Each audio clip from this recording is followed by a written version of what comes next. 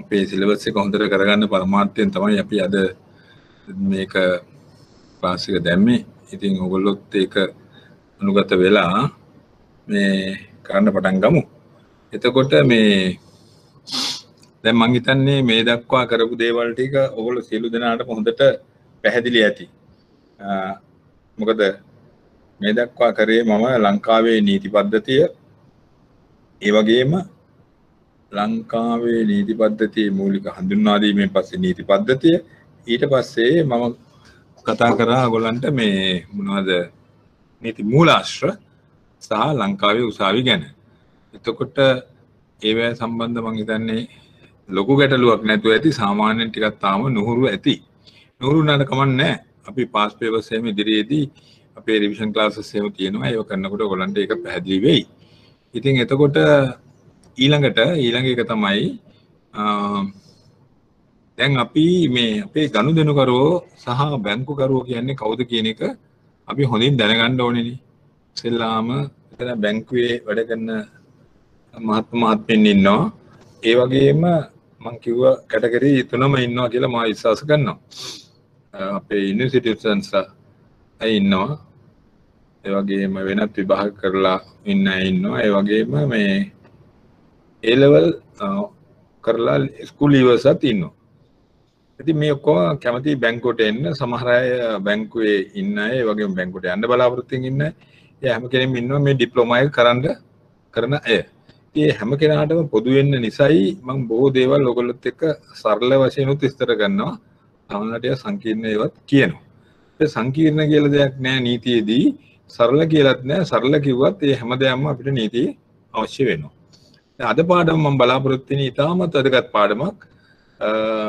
මුළු මේ බැංකුවේ ඉන්න තාක්කල්ම අවශ්‍ය වෙනවා. ඒ වගේම ඒ විතරක් නෙවෙයි, අපි බැංකුවේ එන එම්ප්ලොයි කෙනෙක් වෙනකොට, බැංකුවරයෙක් වෙනකොට අපිට කරන්න තියෙන දේවල්, ඒ වගේම ගනුදෙනුකාරයෙක් ආවද මොනවද කරන්නේ, ඒ දෙන්න අතර තියෙන කුමන සම්බන්ධතාවයක්ද?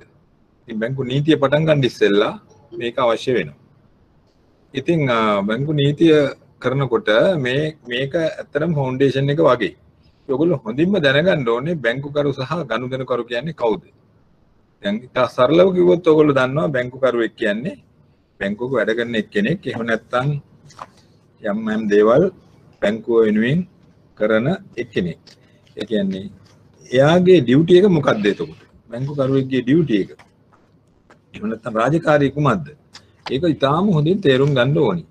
බැංකුකරුවෙක්ගේ රාජකාරිය අපි තේරුම් ගත්තේ නැත්නම් අපි කරන කටයුත්ත ඉතාමත් කරදරකාරී රස්සාවක් බවට පස්සේපත් වෙන්න පුළුවන්. ඒකට හේතුව දැන් අපි තියාගන්න මේ අපි ඩිපොසිට්ස් හැටියට තියාගන්නේ කාගේ සල්ලිද? පළවෙනියට මතක තියාගන්න ඕනේ. අපි තියාගෙන ඉන්නේ අපේ ගනුදෙනුකරුවන්ගේ සල්ලි. අපි ගනුදෙනුකරුවන්ගේ සල්ලි අපි පරිහරණය කරනවා අපේ සල්ලි වගේ. ඒ කියන්නේ මම බැංකුවේ පැත්තෙන් මම ඒක කිව්වේ. ඒතකොට අපි ගනුදෙනුකරුවන්ගේ සල්ලි අපේ ඩිපොසිට් හැටියට දෙන අපි ආයෝජනය කරනවා. ණය දෙනවා. තවත් මේක දේවල් කරනවා.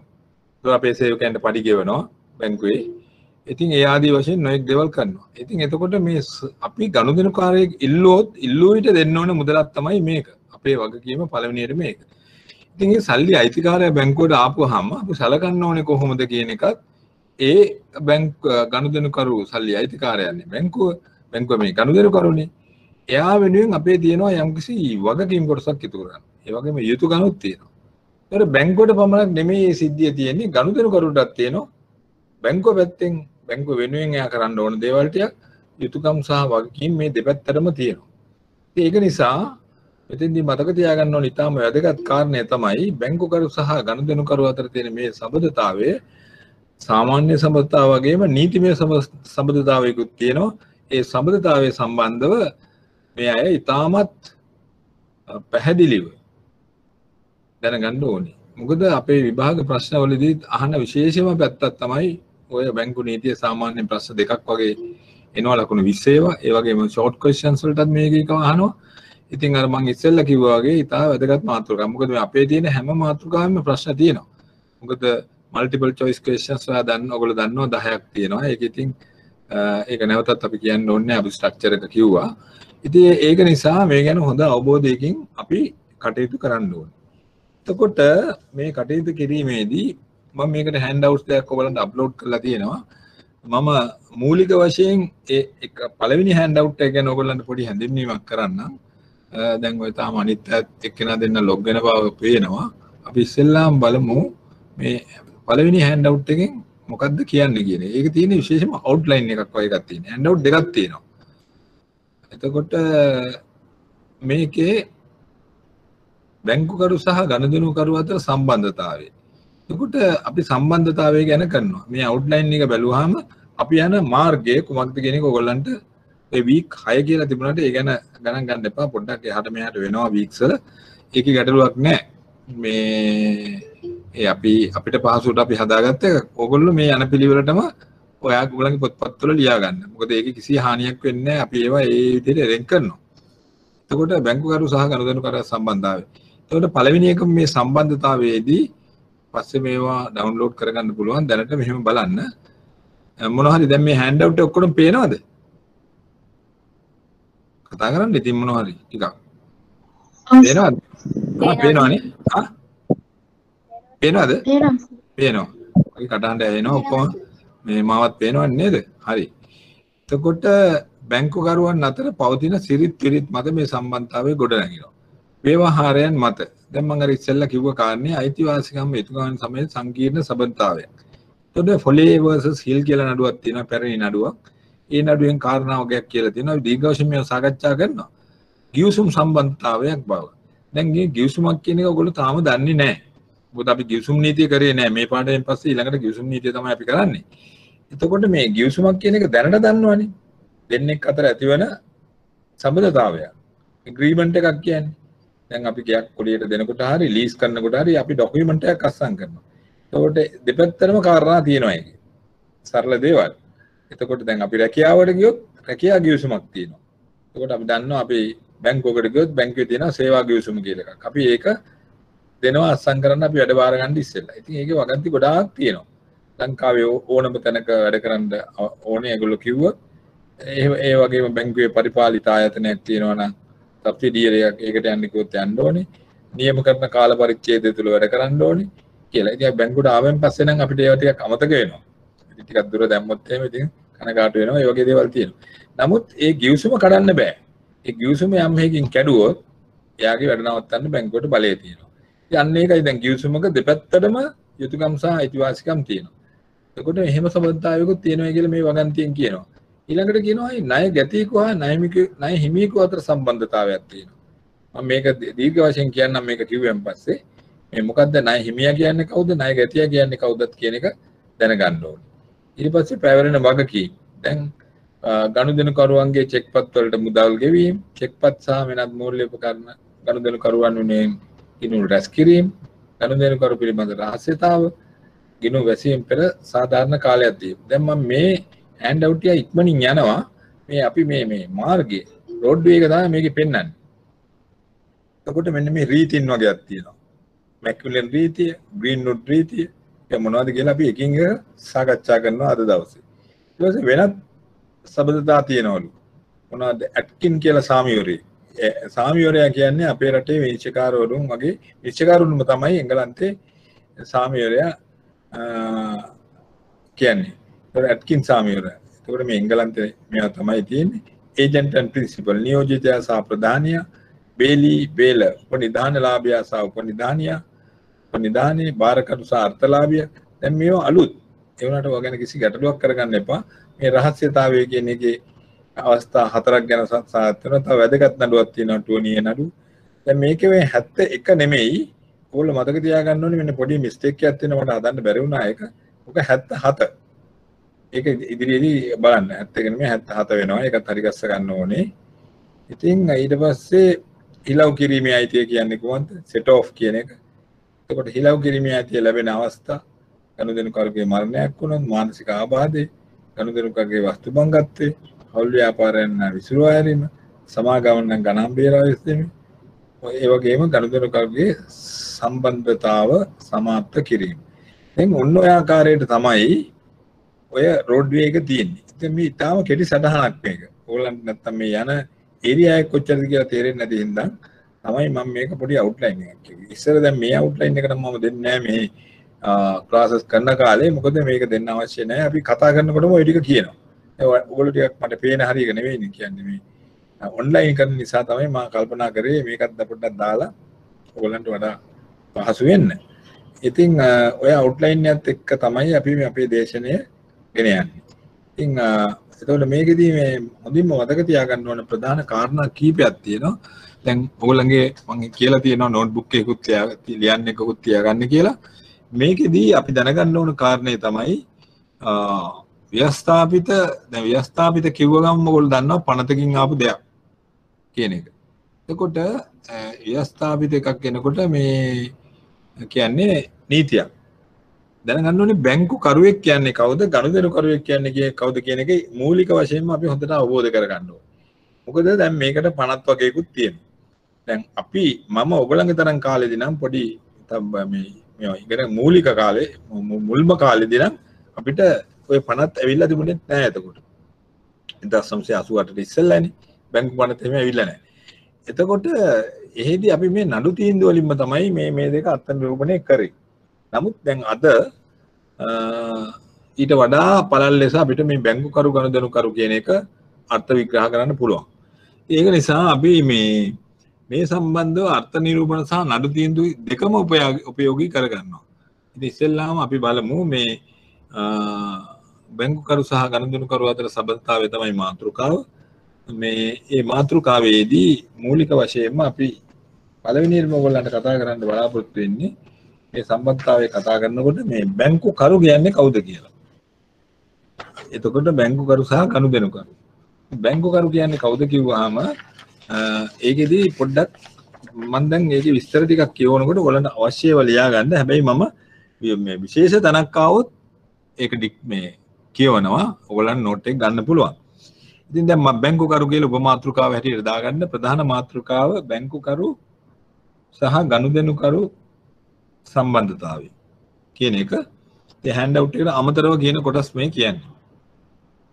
එතකොට දැන් මේ බැංකු කරු මූලික වශයෙන්ම ව්‍යවස්ථාපිත බැංකු කරු යන්නේ ව්‍යවස්ථාපිත අර්ථ නිරූපණයක් අපිට දකින්න ලැබෙනවා 1927 අංක 25 දරන විනිමය බිල්පත් ආච්ඡාපන.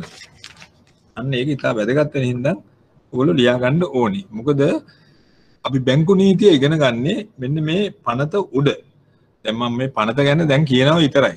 මේ පනතේ තමයි තියෙන්නේ ඔක්කොම බැංකුවේ චෙක් පත ගැන, ඒ වගේම විනිමය බිල් පත්‍රයක් කියන්නේ මොකද්ද, කොහොමද බැංකුවේ වැඩ කටයුතු කරන්නේ කියන ආඥාපනත. 1927 1927 සටහන් කරගන්න එක අංක 25 number 25 දරන 1927 අංක 25 දරන විනිමය බිල්පත් ආඥාපනත. ඕක තමයි ඕකේ තියෙන පොඩි ඩෙෆිනිෂන් එක මේ විදිහට. ඒකේ අංක 2 දෙවෙනි වගන්තිය ඔයගොල්ලෝ අරන් බැලුවොත් දැන් ඔයගොල්ලන්ට මේ ඔය පනත් බලන්න ඕන නම් ආණ්ඩුවේ ප්‍රකාශන අංශයට ගියාම ගන්න පුළුවන්. එහෙම නැතිනම් ඔය ගවර්න්මන්ට් වෙබ් එකට ගිහිල්ලා දැන් government.lk කියලා තියෙනවා www.governmentdocuments.lk.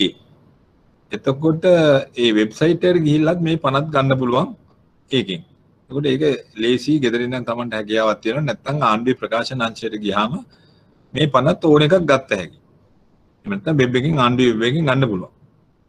ඉතින් එතකොට දැන් මේවා කිසි කරදරයක් නෑ. ඉස්සර නම් අපිට බොහොම අමාරුයි තැන් වලට මේ යන්න ඕනේ. දැන් ඔයගලන්ට ඉන්ටර්නෙට් එකෙන් ඒ දේවල් ડોකියුමන්ට්ස් ගන්න පුළුවන්.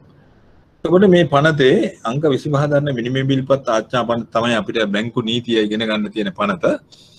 මේකේ දෙවෙනි වගන්තිය මොකද්ද කියන්නේ? ඒක ඔයගොල්ලෝ පොඩ්ඩක් ලියා ගන්න. ඉන්වර්ටඩ් කම ඇතුලේ දාලා දැන් මේ බැංකු කරු කියන එක තමයි මම මේ දැන් කියන්න යන්නේ. බැංකු කරු. බැංකු කරු කියන්නේ මේ පනතේ කියන්නේ ඔය දැන් මම ඉස්සෙල්ලා කිව්ව පනතේ දෙවෙනි වගන්තියෙන් කියනවා ඉන්වර්ටඩ් කම ඇතුලේ දාලා ලිව්වොත් වඩා හොඳයි. බැංකු කටයුතු පවත්වාගෙන යන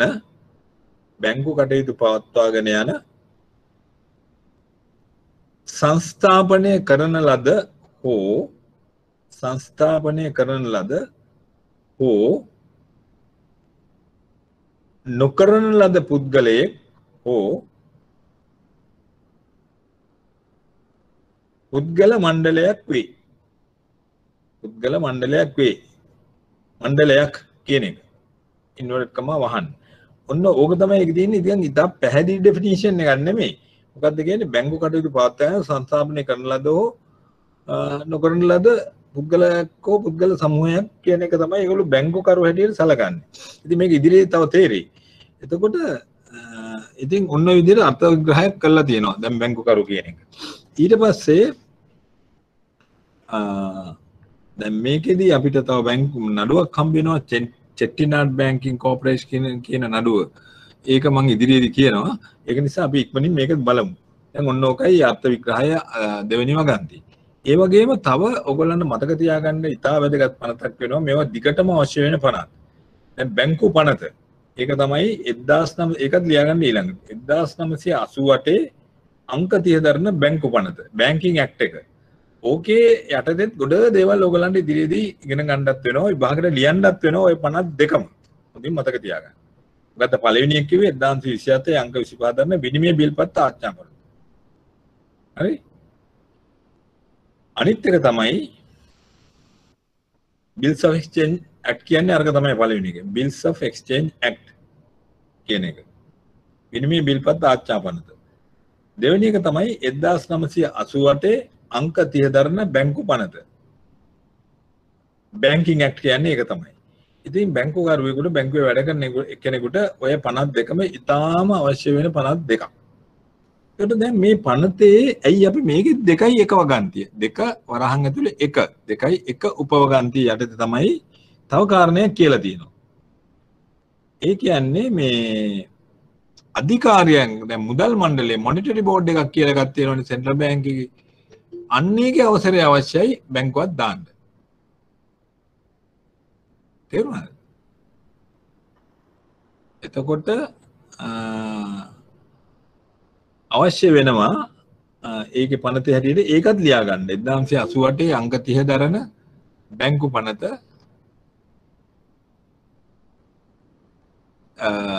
පනත ඒ කියන්නේ ඒකේ ඒ කොටසත් ලියා ගන්න. මොකද මේ ෂෝට් ක්වෙස්චන්ස් වලට අහනවා. ඒකේ අහපු ප්‍රශ්නේ මම කියන්නම් මේක කියලා උඩ නම් පස්සේ පනතේ 2යි 1 වගන්තිය අනුව ඉන්වර්ටඩ් කම ඇතුළේ දාන්න નિયમિત දින හෝ ඉන්පසුව අමාත්‍යවරයාගේ අවසරය අමාත්‍යවරයාගේ කියන්නේ මුදල් ඇමතිගේ අමාත්‍යවරයාගේ අනුමැතිය ඇතිය මුදල් මණ්ඩලය විසින් නිකුත් කරන ලද මොනිටරි බෝඩ් වරහන් ඇතුළේ දාන්න මුදල් මණ්ඩලය විසින් නිකුත් කරන ලද බලපත්‍රයක යටින් ඉරක් එහෙම ගහගන්න බලපත්‍රයක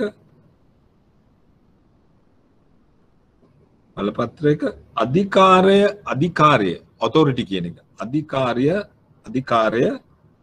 යටතේ වූ සමාගමක් හැර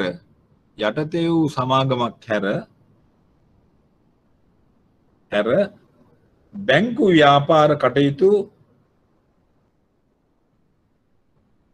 කරනු නොලැබිය යුතුයි. ලැබිය යුතුනේ නොලැබිය යුතුයි. මොකද්ද මේකේ අර්ථය? මම නැවත තව පොඩ්ඩක් කියන්නම්. ඔය 2යි 1 වගන්තිය බැංකු පනතේ નિયમિત දින හෝ ඉන්පසුව ඉතා වැදගත්. ඒකයි මම මේ ඩික්ටේට් කරන්නේ. નિયમિત දින හෝ ඉන්පසුව අමාත්‍යවරයාගේ අනුමැතිය ඇතිව මුදල් මණ්ඩලය විසින් මොනිටරි බෝඩ් එක විසින් නිකුත් කරන ලද බලපත්‍රයක අධිකාරිය යටතේ වූ සමාගමක් හැර බැංකු ව්‍යාපාර කටයුතු කරනු නොලැබිය යුතුයි. ඒ කියන්නේ මේකේ අදහස තමයි බැංකුවක් දාන්න බෑ සෙන්ට්‍රල් බැංකේ CBSL එකේ මොනිටරි බෝඩ් එකේ අවසරය නැතුව. ඒ කියන්නේ අපිට කොච්චර සල්ලි තිබුණත් සල්ලි කෝටි ගාණක් තිබුණත් අපි එකපාරට බැංකුවක් දාන්න බෑ. ඉතින් අන්න ඒක තමයි ඔය ෆිනෑන්ස් කම්පැනිස් වල මූල්‍ය සමාගම් වල එහෙම සෙන්ට්‍රල් බැංකේ රෙජිස්ටර් වෙලා නැහැ. මේක ඉලීගල් එකක් කරව මේ වගේ පහුගිය දවස්වල මතකනේ. මේක ප්‍රශ්න තියෙනවා. ඉතින් හැමති ඉස්සෙල්ලාම බලන්නේ ඒකෙදී මේගොල්ලෝ අවසර අරන් තියනවාද බැංකුවක් දාන්න. ඒ කියන්නේ බැංකුවක් දෙමීමට අධිකාරය ලැබෙන්නේ කොහෙන්ද කියලා ෂෝට් ක්වෙස්චන් එකක් ආවොත් කෙලින්ම ඒකට ගහන්න ඕන උත්තරේ තමයි කියන්න ඕන උත්තරේ ෂෝට් ක්වෙස්චන්ස් අහලා දිනවා මේ ඉස්සෙල්ලා. ශ්‍රී ලංකා මහ බැංකුවේ මුදල් මණ්ඩලයේ අවසරය ඕනේ. එච්චරයි කතාව. ඉතින් එන්නේ මේ පොයින්ට් එක අවශ්‍ය නිසා තමයි ඔයගොල්ලන්ට මම මේක එහෙම කිව්වේ. එතකොට ඊළඟ එක තමයි තව දැනගන්න ඕනේ ඊළඟ කාරණයක් අපිට ඉක්මනින් යමු. තාම මේ බැංකුකරු ගැන කියන්නේ. බැංකු වර්ග ලංකාවේ මොනවද තියෙන්නේ? මොනවද බැංකු තියෙන්නේ ලංකාවේ? කාටද පුළුවන් නම් කියන්න බලන්න. ප්‍රධාන වර්ග දෙකක් තියෙනවා. බලපත්‍රයක් ඕනේ මේ හැම එකටම. දන්නවනම් කෙනෙක් කියන්න බලන්න. බැංකු වර්ග කීයක් තියෙනවද ලංකාවේ? එහෙම නැත්නම් බලපත්‍රලාභී වාණිජ්‍ය බැංකුවේ විශේෂිත බැංකුව. හරියට හරි. දෙකයි. ඔව් රයිට්. එතකොට බලපත්‍රලාභී වාණිජ බැංකු අනිත් එක තමයි බලපත්‍රලාභී විශේෂිත බැංකු. විශේෂිත. මොනවද මේ විශේෂිත බැංකු කියන ඒවා? කියන්න බලන්න කවුරු හරි. ඉස්ම කියන්නකෝ බලන්න. ශානිද කතා කළේ. කියන්නකෝ. ඒතර විශේෂිත බැංකු තමයි මොනවද? චෙක්පත් ගණන් කරන්න බැරි. විශේෂිත බැංකු බලපත්‍රලාභී විශේෂිත බැංකු. ඉතිරි කිරීමේ බැංකුව. අන්න හරි. ඉතිරි කිරීමේ බැංකුව NSB එක. ඒ වගේම සංවර්ධන බැංකුව ඩෙවලොප්මන්ට් බැංක්ස් ඒවා බලපත්‍රලාභී විශේෂිත බැංකු. ඔය දෙක මතක තියාගන්න ඕනේ. ඕවත් ෂෝට් ක්වෙස්චන්ස් එනවා. එතකොට බලපත්‍රලා ලයිසන්ස් බැංක් කියන්නේ අනිත් සාමාන්‍ය අපේ වාණිජ්‍ය බැංකු. ඉතින් එතකොට මූල්‍ය සමාගම් නෙවෙයි ගැන නෙමෙයි ඔය කියන්නේ. එතකොට මූල්‍ය සමාගම් වලටත් බලපත්‍ර ලබා ගන්න ඕනේ ඒවා දානවනේ. දැන් පැහැදිලි. එතකොට එහෙම බැංකු වර්ග ඒ විදිහට තියෙනවා. එතකොට දැන් ඔයගොල්ලෝ දන්නවා බැංකු කරු කියන එකට අවශ්‍යද. එතකොට දැන් මේ බැංකු ව්‍යාපාරයක් කියන්නේ කොහොමද? ඊළඟ එකට තමයි බැංකු ව්‍යාපාරයක තියෙන ලක්ෂණ මොනවද කියලා ඇහුවොත් ඒ සම්බන්ධව මොකද්ද තියෙන්නේ කියන්නේ. එහෙම නැත්නම් බැංකුවක කරන ප්‍රධාන කාර්යයක් වන්නේ එක පේලියකින් උත්තර ලියන්න આવත් ඔයගොල්ලෝ මොනවද කියන්නේ? ඒකත් තියෙනවා බැංකු පනතේ 86 වෙනි වගන්තියේ. දැන් ඔයගොල්ලෝ පනතේ තියෙනවා ඔක්කොම බලන්න පුළුවන්. කෙටියෙන් කියනවා නම් 86 වගන්තියේ බැංකු ව්‍යාපාර කියන එක සඳහන් කරගන්න නෝට්බුක් එකේ බැංකින් බිස්නස් කියන්නේ. ඒකත් අහලා තිබුණා විභාගෙට. ඔය ෂෝට් ක්වෙස්චන්ස් අහනේවා බැංකු ව්‍යාපාරයක්. බැංකු ව්‍යාපාරයක් කියන්නේ ඇත්තෙන්ම මහ ජනතාවගෙන් තැන්පත් වශයෙන් අරමුදල් ලබා ගන්න ඕනේ. ඒ පළවෙනි කාර්යය. දෙවෙනි එක තමයි ඒ ලබාගත් ඒවා ආයෝජනය හෝ එහෙම නැත්නම් අත්තිකාරම් වශයෙන් ණය දීම. ඔන්න ඔය කටයුතු දෙක තමයි කරන්නේ. 80 වෙනි වගන්තියේ තියෙන ඒ දිග වගන්තියේ කෙටියෙන් කිව්වේ මම බැංකුවක ප්‍රධාන කටයුත්ත වෙන්නේ ඔය 86 වෙනි වගන්තියේ හැටියට කෙටියෙන් තැන්පතු ලබා ගැනීමත් එවැනි තැන්පත් වලින් ආයෝජනය කිරීම හෝ එහෙම නැත්නම් වෙනත් ව්‍යාපාරික යෙදීම එහෙම නැත්නම් ණය දීම. සරලව කියනවා නම් උත්තරයක් හැටියට ගත්තොත් ප්‍රධාන කාර්යයන් මොනවද කියලා අහුවොත් තැන්පත් ලබා ගැනීම සහ ණය දීම. බැංකුවක ප්‍රධාන කාර්යය. ඉතින් ඔයගොල්ලෝ දන්නවා බැංකු ණය දෙන්න හරි කැමති. සමහර දැන් බැංකුව එනවා ගෙවල් වලටත් දැන් ඇවිල්ලා සමහරලාට මොනවද ණය දෝනේ ඔය ඇඩ්වර්ටයිස්මන්ට් කොච්චර දානවද බලන්න. දැන් අපි ටීවී එක දාන් හිටියොත් එක එක ණය ක්‍රම ගැන කියනවා. දැන් මේ දවස්වල විශේෂ ණයක් තියෙනවා. මොනවද ඒ ණය? මතක තියාගන්න විභාගෙට ඔය වැදගත් වෙයි. ණය මොනවද කියලා දැනගන්නත් ඕනේ. පස්සේදී මම කියලා දෙන්නම්. මේ දැන් කාබනික පොහොර සඳහා ණය මුදලක් දෙනවා මේ දවස්වල. එතකොට ඒවා සම්බන්ධව. එතකොට ඒ ආදී වශයෙන් බැංකු කාලෙන් කාලට විවිධ වූ ණය දෙනවා. දැන් ඊළඟ පන්තියේදී ක්‍රෙඩිට් මැනේජ්මන්ට් කියන සබ්ජෙක්ට් එකේදී මේවා ඉගෙන ගන්න හම්බ වෙනවා හොඳට ඕගොල්ලන්ට. විතර වශයෙන් නමුත් මෙතෙන්දී අපි ණය ගැන කතා කරන්නේ ණය සම්බන්ධව තියෙන නීතිමය කාරණා තමයි කතා කරන්නේ. දැන් ණය අය කර ගැනීම සම්බන්ධව ඒ ආදී වශයෙන් තියෙනවා ඉදිරියේදී කරන්න. ඒක නිසා මේ මූලික වශයෙන් මේ කාරණා ටික දැනගන්න. එතකොට දැන් බැංකු කරුවෙක් කියන්නේ කවුද කියන එක දන්නවා. බැංකු ව්‍යාපාරයක් කියන එක දන්නවා. බැංකු ව්‍යාපාරයක් හදන්න ඕනේ ඔතොරිටි එක කොහෙන්ද කියන්නේ මේ හම්බෙන්නේ කියන එක දන්නවා. ඒ ඔක්කොම දන්නවා. එතකොට ඒක 86 වෙනි වගන්තියේ තමයි අර කතාව කිව්වේ. දැන් මේකෙදී දැන් එක කේස් එකක් පමණක් මම මෙතෙන්දී ඔයගොල්ලන්ට පැහැදිලි කරනවා. සහ මේ එක්තරා ලේඛකයෙක් ලිව්ව කතාවක්. එතකොට මේ පළවෙනියටම බැංකුවක ප්‍රධාන කාර්යය මොනවද කියන එක ඇහුවොත් ඉතින් මේ ආචාර්ය HART එක දන්නවනේ. එයා කිව්ව පරිදි ડોક્ટર HARTගේ අදහසට අනුව ගනුදෙනු කරුවෙකුගෙන් මුදල් ලබා ගැනීමත් වචන ලියා ගන්න. උපකරණ ගනුදෙනු කර හැකි උපකරණ රැස් කිරීමත් ආචාර්ය හාට් කියන ඒවා ගනුදෙනුකරුගේ මුදල් තැන්පත් ලෙස ලබා ගැනීමත් ගනුදෙනු කළ හැකි උපකරණ රැස් කිරීමත් ජංගම ගිණුමක ජංගම ගිණුම කියන එක ඔයගොල්ලෝ තාම අහලා නැතුවනක මම ලියාගෙන මම ඒක කියන්න. ජංගම ගිණුමක කියන්නේ බැංකුවේ නම් දන්නවා. ජංගම ගිණුමක ශේෂය මත චෙක්පත් ගෙවීමත් එහෙම නැත්නම් චෙක්පත් ගරු කිරීම කරන්නේ ඔනර් කරනවා කියන්නේ ගෙවනවා. චෙක්පත් ගරු කරමින් ව්‍යාපාර කටයුතු ගෙන යන පුද්ගල සමූහයක් හැටියට තමයි බැංකුව ඒ ડોક્ટર හාට් කියන්නේ. ආචාර්ය හාට්.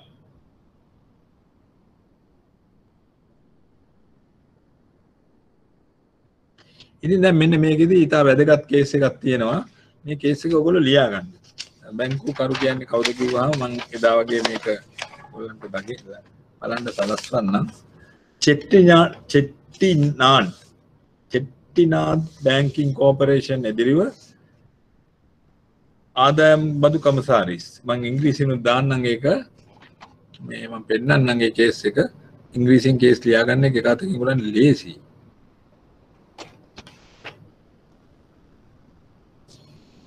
දැන් බලන්න ඔය තියෙන්නේ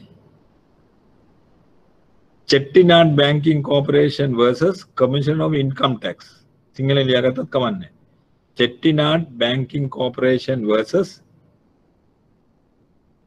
Commissioner of Income Tax 1948 පැහැදිලිද Chettinad Banking Corporation versus Commissioner of Income Tax ඉතින් මෙන්න මේ නඩුවේදී කිව්වේ මේ නඩුව විතරක් සාමාන්‍යයෙන් ඔය නඩුවවත් මතක තියාගත්තොත් ඇති නඩු නම් මහා ගොඩක් තියෙනවා ඉතින් අවශ්‍ය වෙන්නේ නැහැ බැංකුවරු කියන්නේ කවුද කියලා අහන්නේ නැහැ නමුත් මේක දැනගන්න ඕනේ මේ නඩුවේදී තීරණය වුණා මේකෙදි චෙට්ටිනාඩ් බැංකුව කළේ මේ මුදල්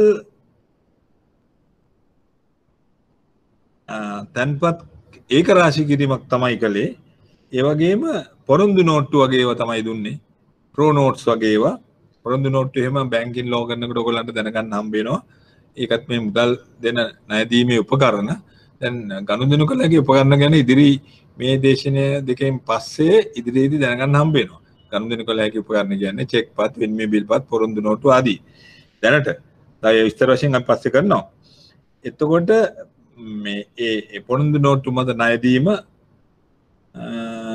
ආදිය සාක්ෂියක් නෙවෙයි කියලා කිව්වා මේ බැංකු කරුවෙකු වීමට ඒකයි ඒක නිසා චෙට්ටිනාඩ් බැංකුව බැංකුවක් නොවන බව තමයි තීරණය කරේ ඕවා කළාට බැංකුවක් වෙන්නේ නැහැ කියන එක තමයි ඒ කියන්නේ ගනුදෙනු කළ අපි උපකරණ රැස් කළත් ඒ පොරොන්දු නෝට්ටු වගේ දේවල් වල ණය දුන්නත් ඒක බැංකුවක් නෙමෙයි කියලා ඒ උසාවියේ තීරණය වුණා නමුත් මේකෙදි ඒ ප්‍රිවි කවුන්සිල් එක ඒ කාලේ ශ්‍රේෂ්ඨාධිකරණයේ තීරණය කළේ ඊට වඩා වෙනස් විදියකට එතෙන්දි තීරණයක් දුන්න බැංකුවක් කියලා මෙන්න මේ කාරණා තුන ඉතාල වැදගත්.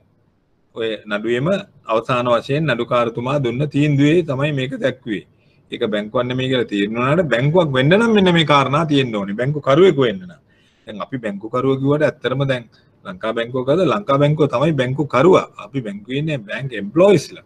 අපි බැංකු කරුවෝ කියලා කියන්නේ නැහැ. අපි සාමාන්‍යයෙන් බැංක් එම්ප්ලොයිස්. නමුත් ඉතින් අපි බැංක කෙනෙක් කියලා කියනවා. නමුත් ඇත්තටම බැංකුව තමයි බැංකු කරුවා. අපි බැංක් එම්ප්ලොයිස්ලා. අන්න ඒකත් මතක තියාගන්න ඕනේ. ඒ වුණාට අපි බැංකර්ස්ලා කියලා කියනවා. බැංකර්ස් එක්සැමිනේෂන් ඒ වගේ ඉතින් කියනවා ඉතින්.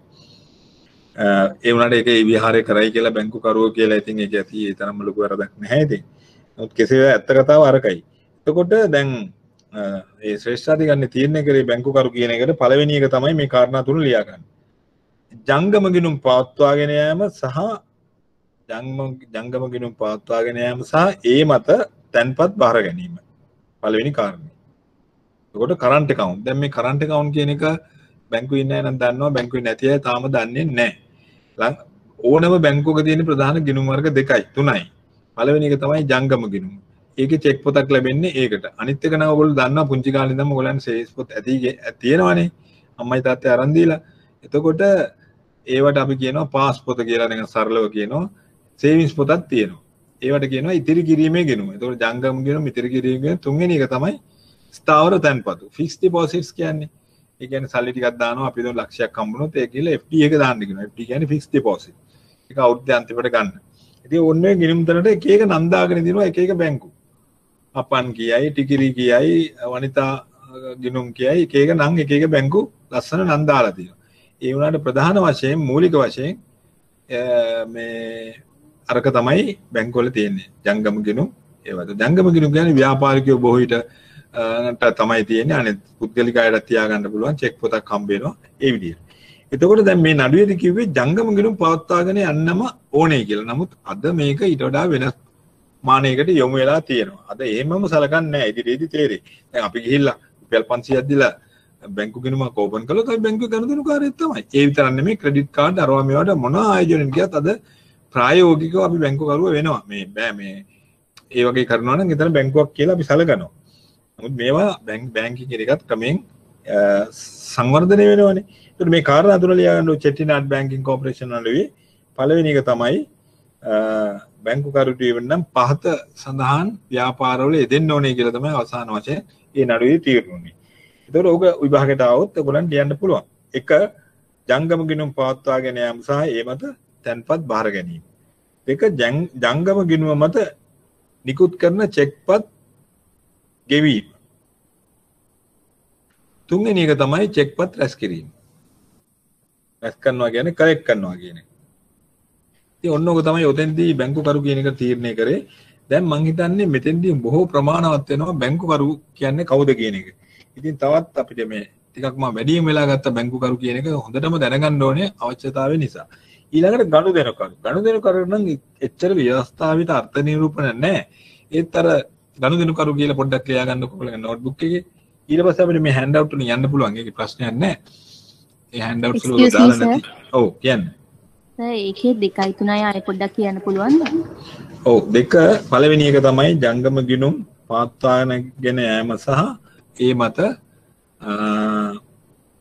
ඒ මත තැන්පත් බාර ගැනීම. දෙක ජංගම ගිණුම් මත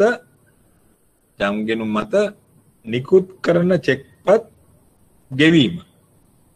ඒ කියන්නේ චෙක් පොතක් දෙනවනේ. ඒ චෙක්පත් ගෙවන්නත් ඕනේ බැංකුවක් වෙන්න නම්. එහෙම නැති NSB එකේ චෙක්පත් නිකුත් කරන්නේ නැහනේ. නමුත් අපි අද සලකන්නේ NSB ජාතික ඉතිරි කිරීමේ බැංකුව හැටියට. ඉතින් මේක ප්‍රැක්ටිස් එකෙන් එනකොට දැන් ගොඩ දුරට බැංකුව කියන එක වෙනස් වෙලා තියෙනවා. දැන් මේ නඩුවේ කාලේ බලන්නකො 1948 තීන්දුව වෙච්ච නඩුවක්. දැන් අපි ඉන්නේ 2021. එතකොට ප්‍රායෝගික වශයෙන් වෙනස් වෙනවා. නමුත් අපි මේ මූලික තියරිස් ටික දැනගන්න ඕනේ හරියට. තුන්වෙනි එක තමයි චෙක්පත් රැස් කිරීම. රැස් කරනවා කියන්නේ ඩිපොසිට් ලෙස බාර ගන්න එක. හරි නේද? හරි.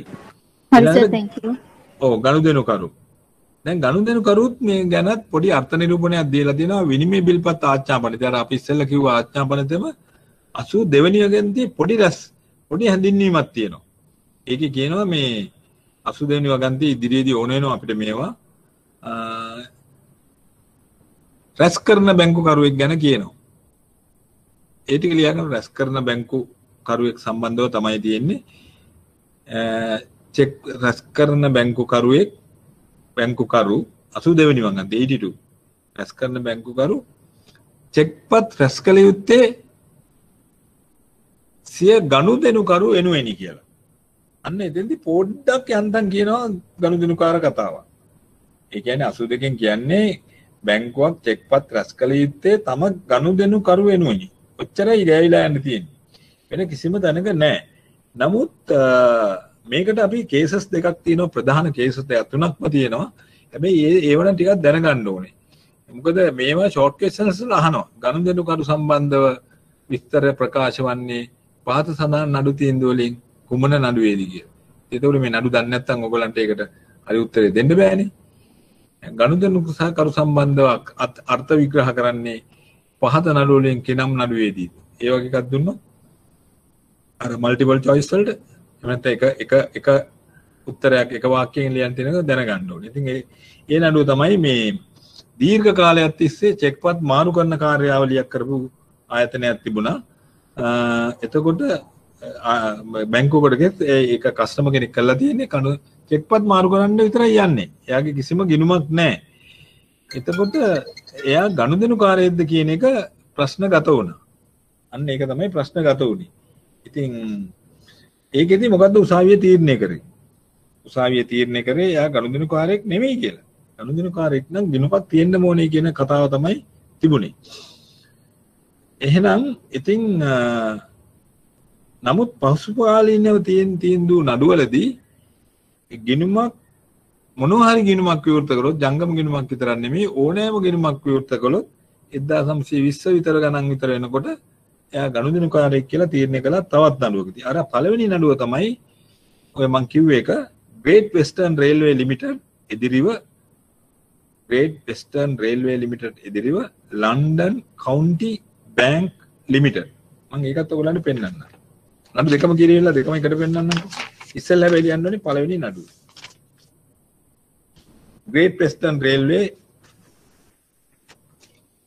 ඒක පළවෙනි නඩුව. Great Western Railway Limited එදිරිව London County Bank Limited. Great Western Railway Limited එදිරිව London County Bank Limited 1901. Great Western Railway Limited එදිරිව London County Bank Limited. එතකොට මෙන්න මේ නඩුවේදී කිව්වේ දීර්ඝ මේ නඩුවල තොරතුරු පොඩ්ඩක් දැනගත්තොත් හොඳයි. මේ සාමාන්‍යයෙන් ක්වෙස්චන්ස් වලට ඔය තොරතුරු එක්ක ප්‍රශ්න හදනවා. නමුත් මේ මෙච්චර පහසු විදියට නම් හම්බෙන්නේ නැහැ. මේවා සාමාන්‍ය මූලිකම කරුණු. දැන් මේකෙදි කිව්වේ දීර්ඝ කාලයක් තිස්සේ බැංකුවෙන් චෙක්පත් මාරු කරන්න ගිය පුද්ගලෙක් ගනුදෙනුකාරයෙක් වෙන්නේ නැහැ කියන එක තමයි තීරණය වුණේ. එතකොට එහෙම තීරණයක් වුණා මේ නඩුවේදී. නැහැ කිව්ව ඒ සාමි මණ්ඩලය ඒ කියන්නේ ප්‍රිවි කවුන්සිල් එකේ තීරණය කරා මේ එංගලන්ත නඩු මේනවා. ඊට පස්සේ දැන් මේකේ කාල සීමාවක් අවශ්‍ය නැහැ කියලා ඊළඟ නඩුවේදී කිව්වා. ඊළඟ නඩුව තමයි මේ නඩුව ටික දිග නඩුව. ඒකයි මම මේ ලියාගෙන ආවේ. අනිත් නඩුව තමයි අනිත් පල්ලෙහා තියෙන නඩුව තමයි Commissioner of Taxation ආදායම් බදු කොමසාරිස් එදිරිව English, Scottish and Australian Bank Limited. ටිකක් දිගයි. Commissioner of Taxation versus English, Scottish and Australian Bank Limited 1920. සිංහලෙන් කියනවා නම් ආදායම් බදු කොමසාරිස් එදිරිව ඉංග්‍රීසි, ස්කොට්ලන්ත සහ Australian Bank Limited. ඒ බැංකුවේ නම English, Scottish and Australian Bank Limited. මේකක් එක. English, Scottish කියන්නේ අයර්ලන්තනේ and Australian Bank Limited. ඔය නඩුවේදී කිව්වේ ගිණුමක් විවෘත කළ සැනින් ඕනෑම ආගන්තුකයෙක් පවා බැංකුවේ ගනුදෙනුකරුවෙකු බවට පත්වන බවයි. සටහන් කරගන්න බැංකුවේ ගනුදෙනුකරුවෙකු බවට පත්වන බවයි. ඒකට මේ ගිණුම පවත්වාගෙන යන කාල සීමාවක් අවශ්‍ය නැහැ. ඉතින් අදත් අපි ප්‍රැක්ටිකලි ඒක දකින්නවානේ. දැන් බලන්න අපි ගිණුමක් දැන් අපි ලෝන් එකක් ගන්න යනකොට අග්ගාල account එකක් open කරන්න කියනවා. ඉතින් ඉස්සර කාලේ නම් මාස 6ක් විතර තියෙන්න පරණ වෙන්න ඕනේ කියන account එක. ඒක කතා දැන් කියන්නේ නැහැ. මොකද ඒක ප්‍රායෝගික නැහැනේ. දැන් අපි හිතමු දැන් මේ කාවනික පොහොර සතහන අය මුදලක් ගන්න යනකොට අපේ ගොවි මහත්තයෙක් යනවා. දැන් කිව්වොත් හරියද මාස 6ක් ඉන්න ඔයාගේ account එක පරණ වෙනකන් කියලා. එහෙම කතාවක් නැහැ.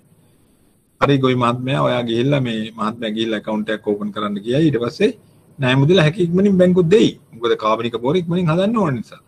ඉතින් ඒ වගේ ඒ කාලවල අනුව දැන් ඔය ඉස්සර පැරණි ප්‍රායෝගික දේවල් වෙනස් වෙලා තියෙනවා. නමුත් අපි දැනගන්න ඕනේ මෙන්න මේවා දේවල් කිව්වයි කියන එක. Excuse me sir. ඔව්. සර් මේ මුල් නඩු තීන්දුවේදී කියුනේ මොකක්ද? මුල් නඩු තීන්දුවේදී කියුනේ චෙක්පත් මාරු කරගන්න ගොඩ කාලයක් බැංකුවට ආවයි කියලා ගනුදෙනුකාරයෙක් ඇවිල්ලා තියෙනවා. චෙක්පත් මාරු කරගන්න තමයි ඇවිල්ලා තියෙන්නේ. නමුත් ඒ ආවයි කියලා එයා ගනුදෙනුකාරයෙක් වෙන්නේ නැහැ කියලා තමයි තීරණය කරලා තියෙන්නේ. ඒ ආපමණින්ම එයා account එකක් open කරන්න අවශ්‍යයි කියලා තමයි ඒ දැනුවේ තීරණය කරේ. මොකද්ද නඩුව? Great Western Railway Limited එදිරිව London County Bank Limited කියන නඩුවේ. පැහැදිලිද? දෙවෙනි නඩුවේ කිව්වේ ඕනෑම ආගන්තුකයෙක් බැංකුවකට ආවොත් ඇවිල්ලා ගනුදෙනුවක් කළොත් එයා බැංකුවේ ගනුදෙනුකරුවෙක් බවට පත් වෙනවා කියලා. ඉතින් ඔය අතර තව ගොඩාක් කේසස් තියෙනවා. ඒ ඔක්කොම ඕනේ නැහැ. අඩුම ගානේ ওই දෙකවත් මතක තියාගන්නකෝ. එතකොට මේ සම්බන්ධව ගිණුම පවත්වාගෙන කාල සීමාවක් අවශ්‍ය වෙන්නේ නැහැ. අද උපන් කරත් අද ගනුදෙනුකාරයෙක් බවට පත් වෙනවා කියන එක තමයි දෙවෙනි එකෙන් කිව්වේ. Commissioner of Taxation ආදායම් බදු කොමසාරිස් එදිරිව English, Scottish and Australian Bank Limited 1920. මම හිතන්නේ දැන් පැහැදිලි. ඉතින් දැන් ඔයගොල්ලෝ සරලව දැන් මේ තව පොත්පත් කියවුවොත් තව ඉතින් දේවල් කේසස් ගොඩක් තියෙනවා. දැන් මම මේ කියන්නේ අපේ කාල සීමාවේ හැටියට ඔයගොල්ලන්ට කියන්න ඕන ප්‍රමාණය පමණයි. දැන් අපේ මේ මෙහෙට ක්ලාසස් වල එනකොට ඉතින් තව දේවල් අපි කතා කරනවා. නමුත් ඉතින් මේ ප්‍රමාණය ප්‍රශ්නයක් තියාගන්න ගයිඩ් වෙන ප්‍රමාණය තමයි කියන්නේ. මම කියන්නේ නැත්තම් වෙලා මදි අපිට දීලා තියෙන කාලය ඔන්ලයින් කරනකොට. ඉතින් ওই ටික බලන්න. ඉතින් තව ඔයගොල්ලන්ට එන්හාන්ස් කරගන්න පුළුවන් පොත්පත් කියවීමෙන්. නමුත් ඉතින් අඩුම ගානේ මේ ටික දන්නවනම් ඒකට දැන් දන්නවා අද දැන් මම ගොඩක් වෙලා විනාඩි 40ක විතර කාලයක් ගත්තා විශේෂයෙන්ම මේ බැංකුකරු සහ ගනුදෙනුකරු කියන මාතෘකාව ඒ දෙක මේව කරන්න. ඉතින් එච්චර වෙලාවක් ගත්තේ මේ දෙක ගැන අවබෝධයක් තියෙන්න ඕනේ. දැන් බැංකුකරුවෙක් කියන්නේ කවුද? ගනුදෙනුකරුවෙක් කියන්නේ කවුද කියන එක දන්නවා. දැන් ඊළඟට තමයි මේ දෙන්නගේ අතර සම්බන්ධතාවය තියෙන්නේ. ඒ සම්බන්ධතාවය යන්න ඉස්සෙල්ලා තවත් විනාඩි 2-3ක කාලයක් ගන්නවා. මෙන්න මේ කතාව ගැන හිතන්න පොඩ්ඩක්. හිතලා මට පස්සේ කිව්වත් කමන්නේ මේ ඉන්න ගමන් හිතන්න. බැංකුවක ගනුදෙනුකරුවෙකුයි සාප්පුවක ගනුදෙනුකරුවෙකුයි අතර වෙනස්කම් මොනවද කියලා. මම ওই ප්‍රශ්නේ දෙනවා ඔයගොල්ලන්ට. එතකොට ඔය ටිකේ හිතලා පුළුවන් වෙයි ඔයගොල්ලන්ට කියන්න මේ දෙන්න අතර වෙනස මේ පාඩම උගත් දුරට කරන් පස්සේ කියන්න පුළුවන්. තාම බෑ. දැන් හිතන්න ඔයගොල්ලන්ගේ ගේ ළඟ තියෙන ග්‍රෝසරි එක. බඩු ගන්න කඩේ තියෙනවා. ඒ කඩේ ගනුදෙනුකරුවෙක්නේ. ඔයා හැමදාම එතෙන්ට යනවා නම් බඩු ගන්න ගනුදෙනුකරු. ඊට පස්සේ ඊට ටිකක් ඇහෙන් තියෙනවා බැංකුවක්. ඒකෙත් account එකක් තියෙනවා. දැන් එතකොට මම අහන්නේ කඩේක ඉන්න ගනුදෙනුකරුවෙකුයි බැංකුවක ගනුදෙනුකරුවෙකුයි අතර තියෙන වෙනස්කමක් තියනවද නැද්ද? පස්සේ කියන්නේ. හදිස්සියක් නැහැ. ඒක හිතන්නකො. ගෙරෙද්දි හිතන්න. හරි. දැන් මේ පාඩම කරනකොට තවදුරටත් තේරෙයි ඊළඟ සතියේදී මට උත්තරයක් කියන්න පුළුවන් වෙයි. ඊළඟ සතිය කියන්නේ අනිද්දාට. ඉරිදාට. කියන්න පුළුවන් වෙයි මේ සම්බන්ධ උත්තරය. ඒක නිසා අපි දැන් බැංක සහ කස්ටමර් රිලේෂන්ෂිප් එක පටන් ගමු. බැංකුකරු සහ ගනුදෙනුකරු අතර සම්බන්ධතාවය කියන එක. එතකොට දැන් මම අර ඉස්සෙල්ලා පොඩි හෑන්ඩ් අවුට් එකක් අවුට්ලයින් එකක් පෙන්නවා. ඊට පස්සේ මේ හෑන්ඩ් අවුට් එකෙන් පස්සේ ඔයගලන්ට තියෙනවා ලොකු හෑන්ඩ් අවුට් එකක් දීලා ඒකේ තියෙනවා සම්පූර්ණ නෝට්ස් තියෙනවා. ඒතකොට මම නෝට් දෙන්න ඕන වෙන්නේ නැහැ. ඒකට ඔයගලන්ට ඒකේ සම්පූර්ණ නෝට් එකක් තියෙනවා. තා පහසුවෙන් බලා ගන්න පුළුවන් එකක්. ඉතින් ඒක නිසා මේ දේවල් ගැන පුළුවන්. දැන් මම එතෙන්දී ඔයගලන්ට මතක් කළා ඒ හෑන්ඩ් අවුට් එකට එන්නේ ඉස්සෙල්ලා මේ ෆොලි versus හිල් කියලා නඩුවක්. ෆොලි. අනිත් එක තමයි තව නඩුවක් එතෙන්දී ඔයගොල්ලෝ දැක්ක මතකද දන්නේ ජෝකිම්සන් versus Swiss Bank Corporation කියලා නඩුවක්. ඉතින් ওই නඩු දෙක ගැන ඔයගොල්ලෝ හොඳට මතක තියාගන්න ඕනේ. විභාගෙ ලියන්නම එනවාමයි.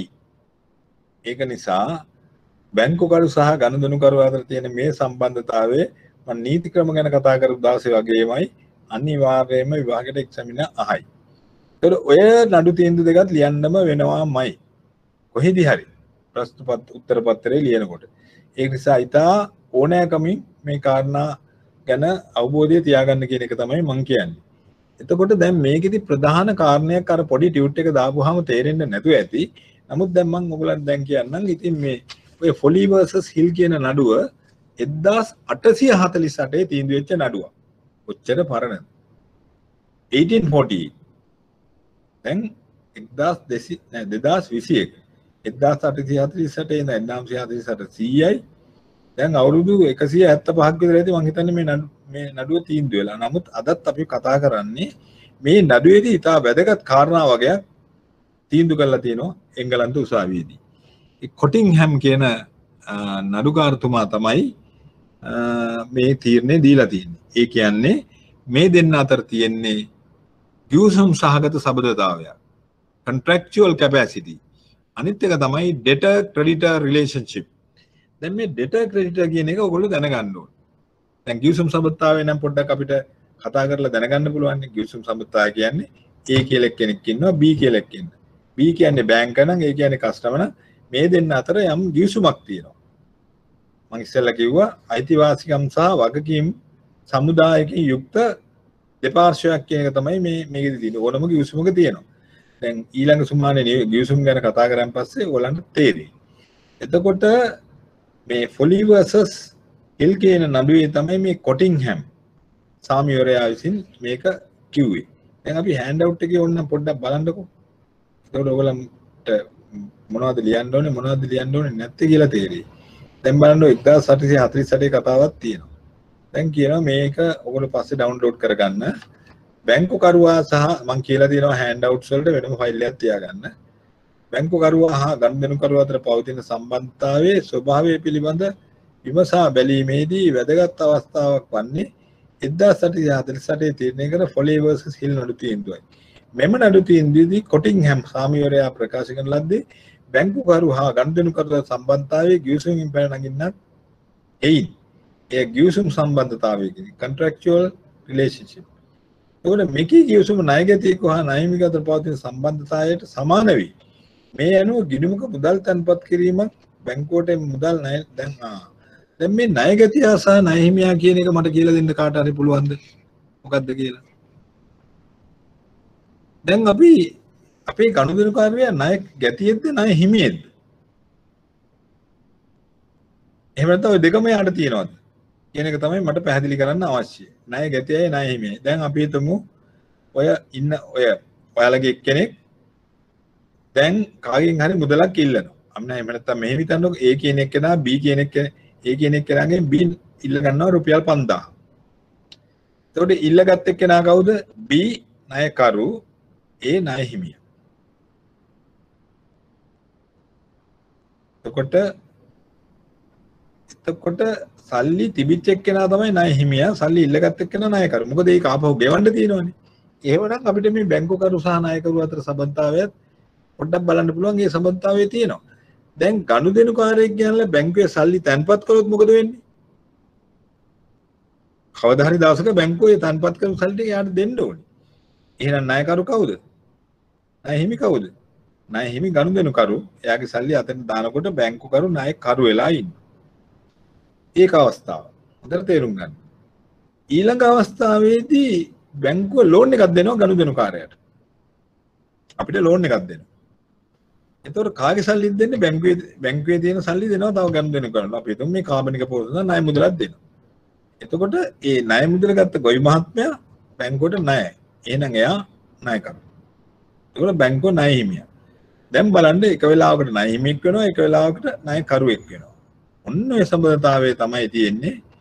ඔය දෙකේ ගිවිසුම් සම්බන්ධතාවයයි ණයකරු ණයහිමි සම්බන්ධතාවය. කුමන සම්බන්ධතාවයක්ද කියලා ඇහුවොත් අනිවාර්යයෙන්ම ඔය දෙක ඔයගොල්ලෝ ලිව්වේ නැත්තම් ලකුණු නැහැ.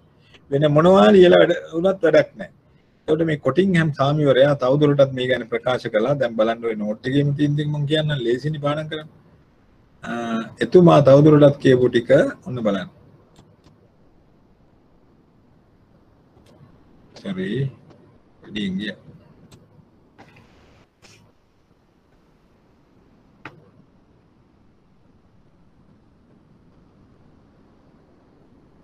එතුමා වැඩිදුරටත් පෙන්වා දුන්නේ මේ බලන්න මෙතන. එතුමා වැඩිදුරටත් පෙන්වා දුන්නේ ගිණුමකට මුදල් තැන්පත් කර සැනේ බැංකුකරුවාගේ දේපලක් බවට පත්වන බවත්, බැංකුවට මනාප ආකාරයෙන් මුදල් පරිහරණය කළ හැකි බවත්, බැංකුවේ එකම වගකීමන්නේ ගනුදෙනුකරු ඉල්ලා සිටින අවස්ථාවකදී තැන්පත් කළ මුදලට සමාන මුදලක් ආපසු ගෙවීමයි.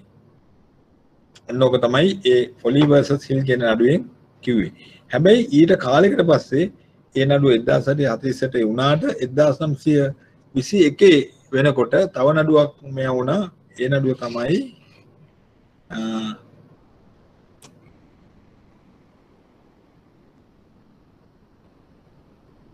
තමයි මෙන්න මේක. මොකද්ද? බැංකුකරු සහ ගනුදෙනු සම්බන්ධතාවයේ ණයගැතියා සහ ණයහිමියා අතර සම්බන්ධතාවයට සමාන වන්නේ මූලික වශයෙන් පමණක් බව කිව්වා.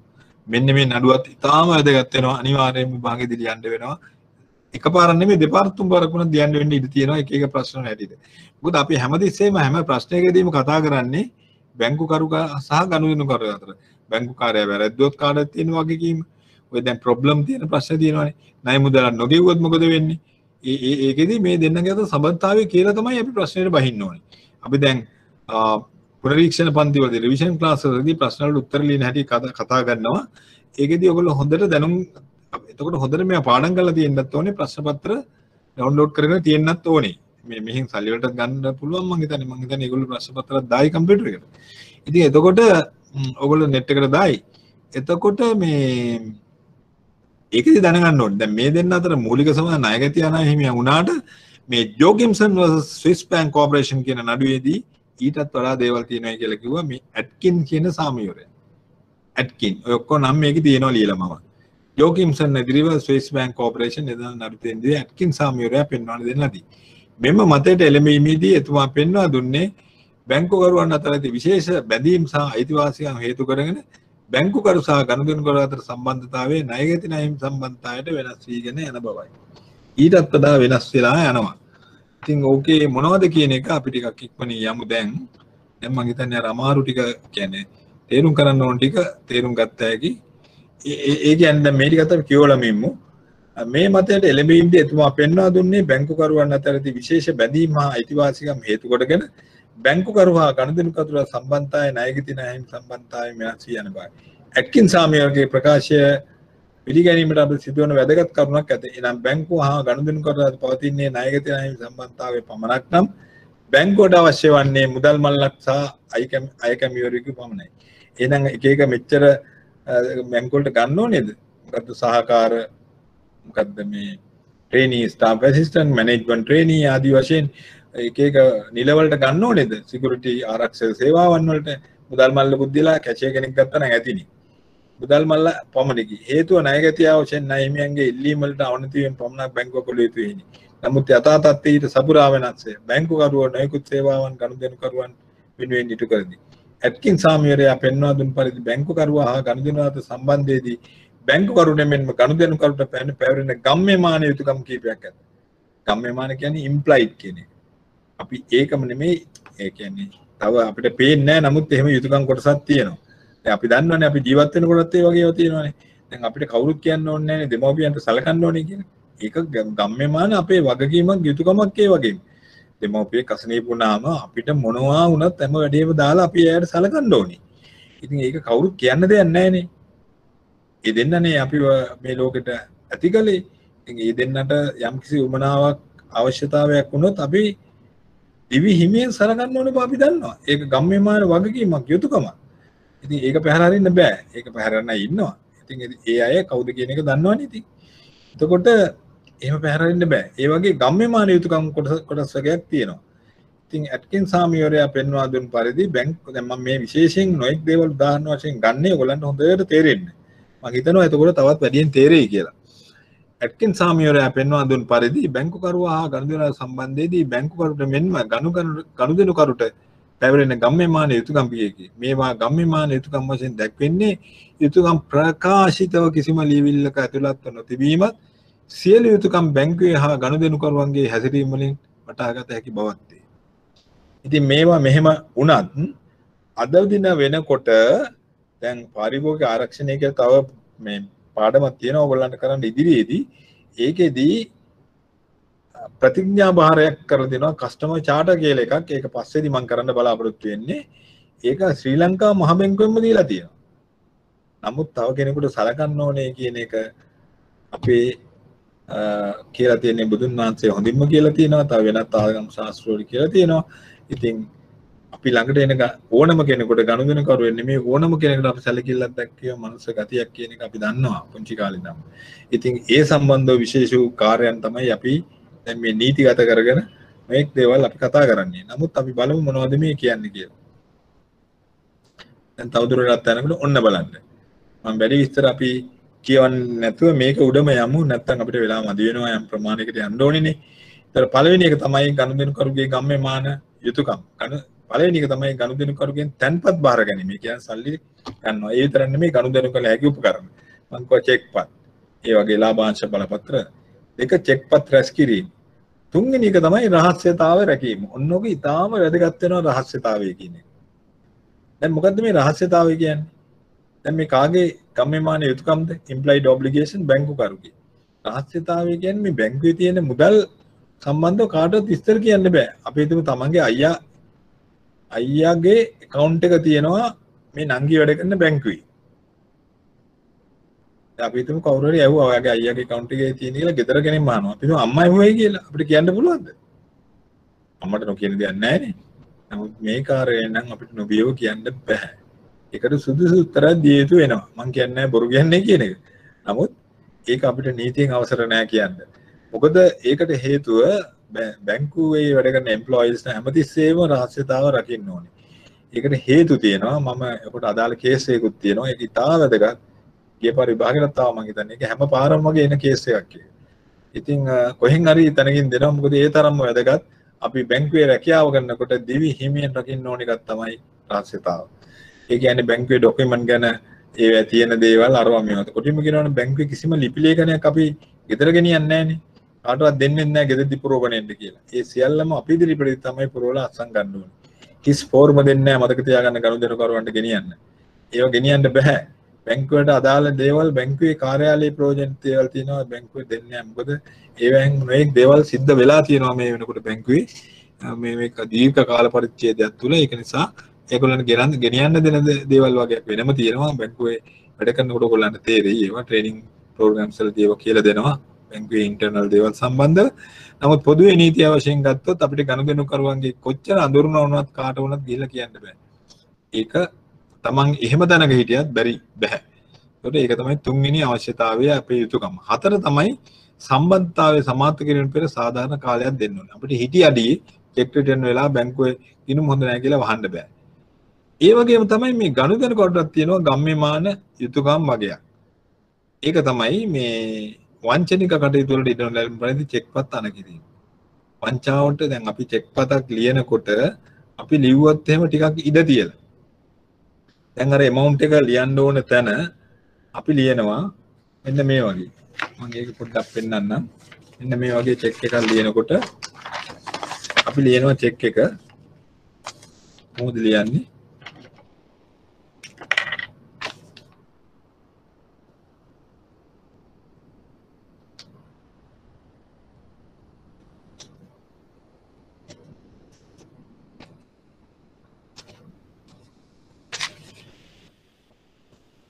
දැන් රුපියල් දැන් බලන්න මේක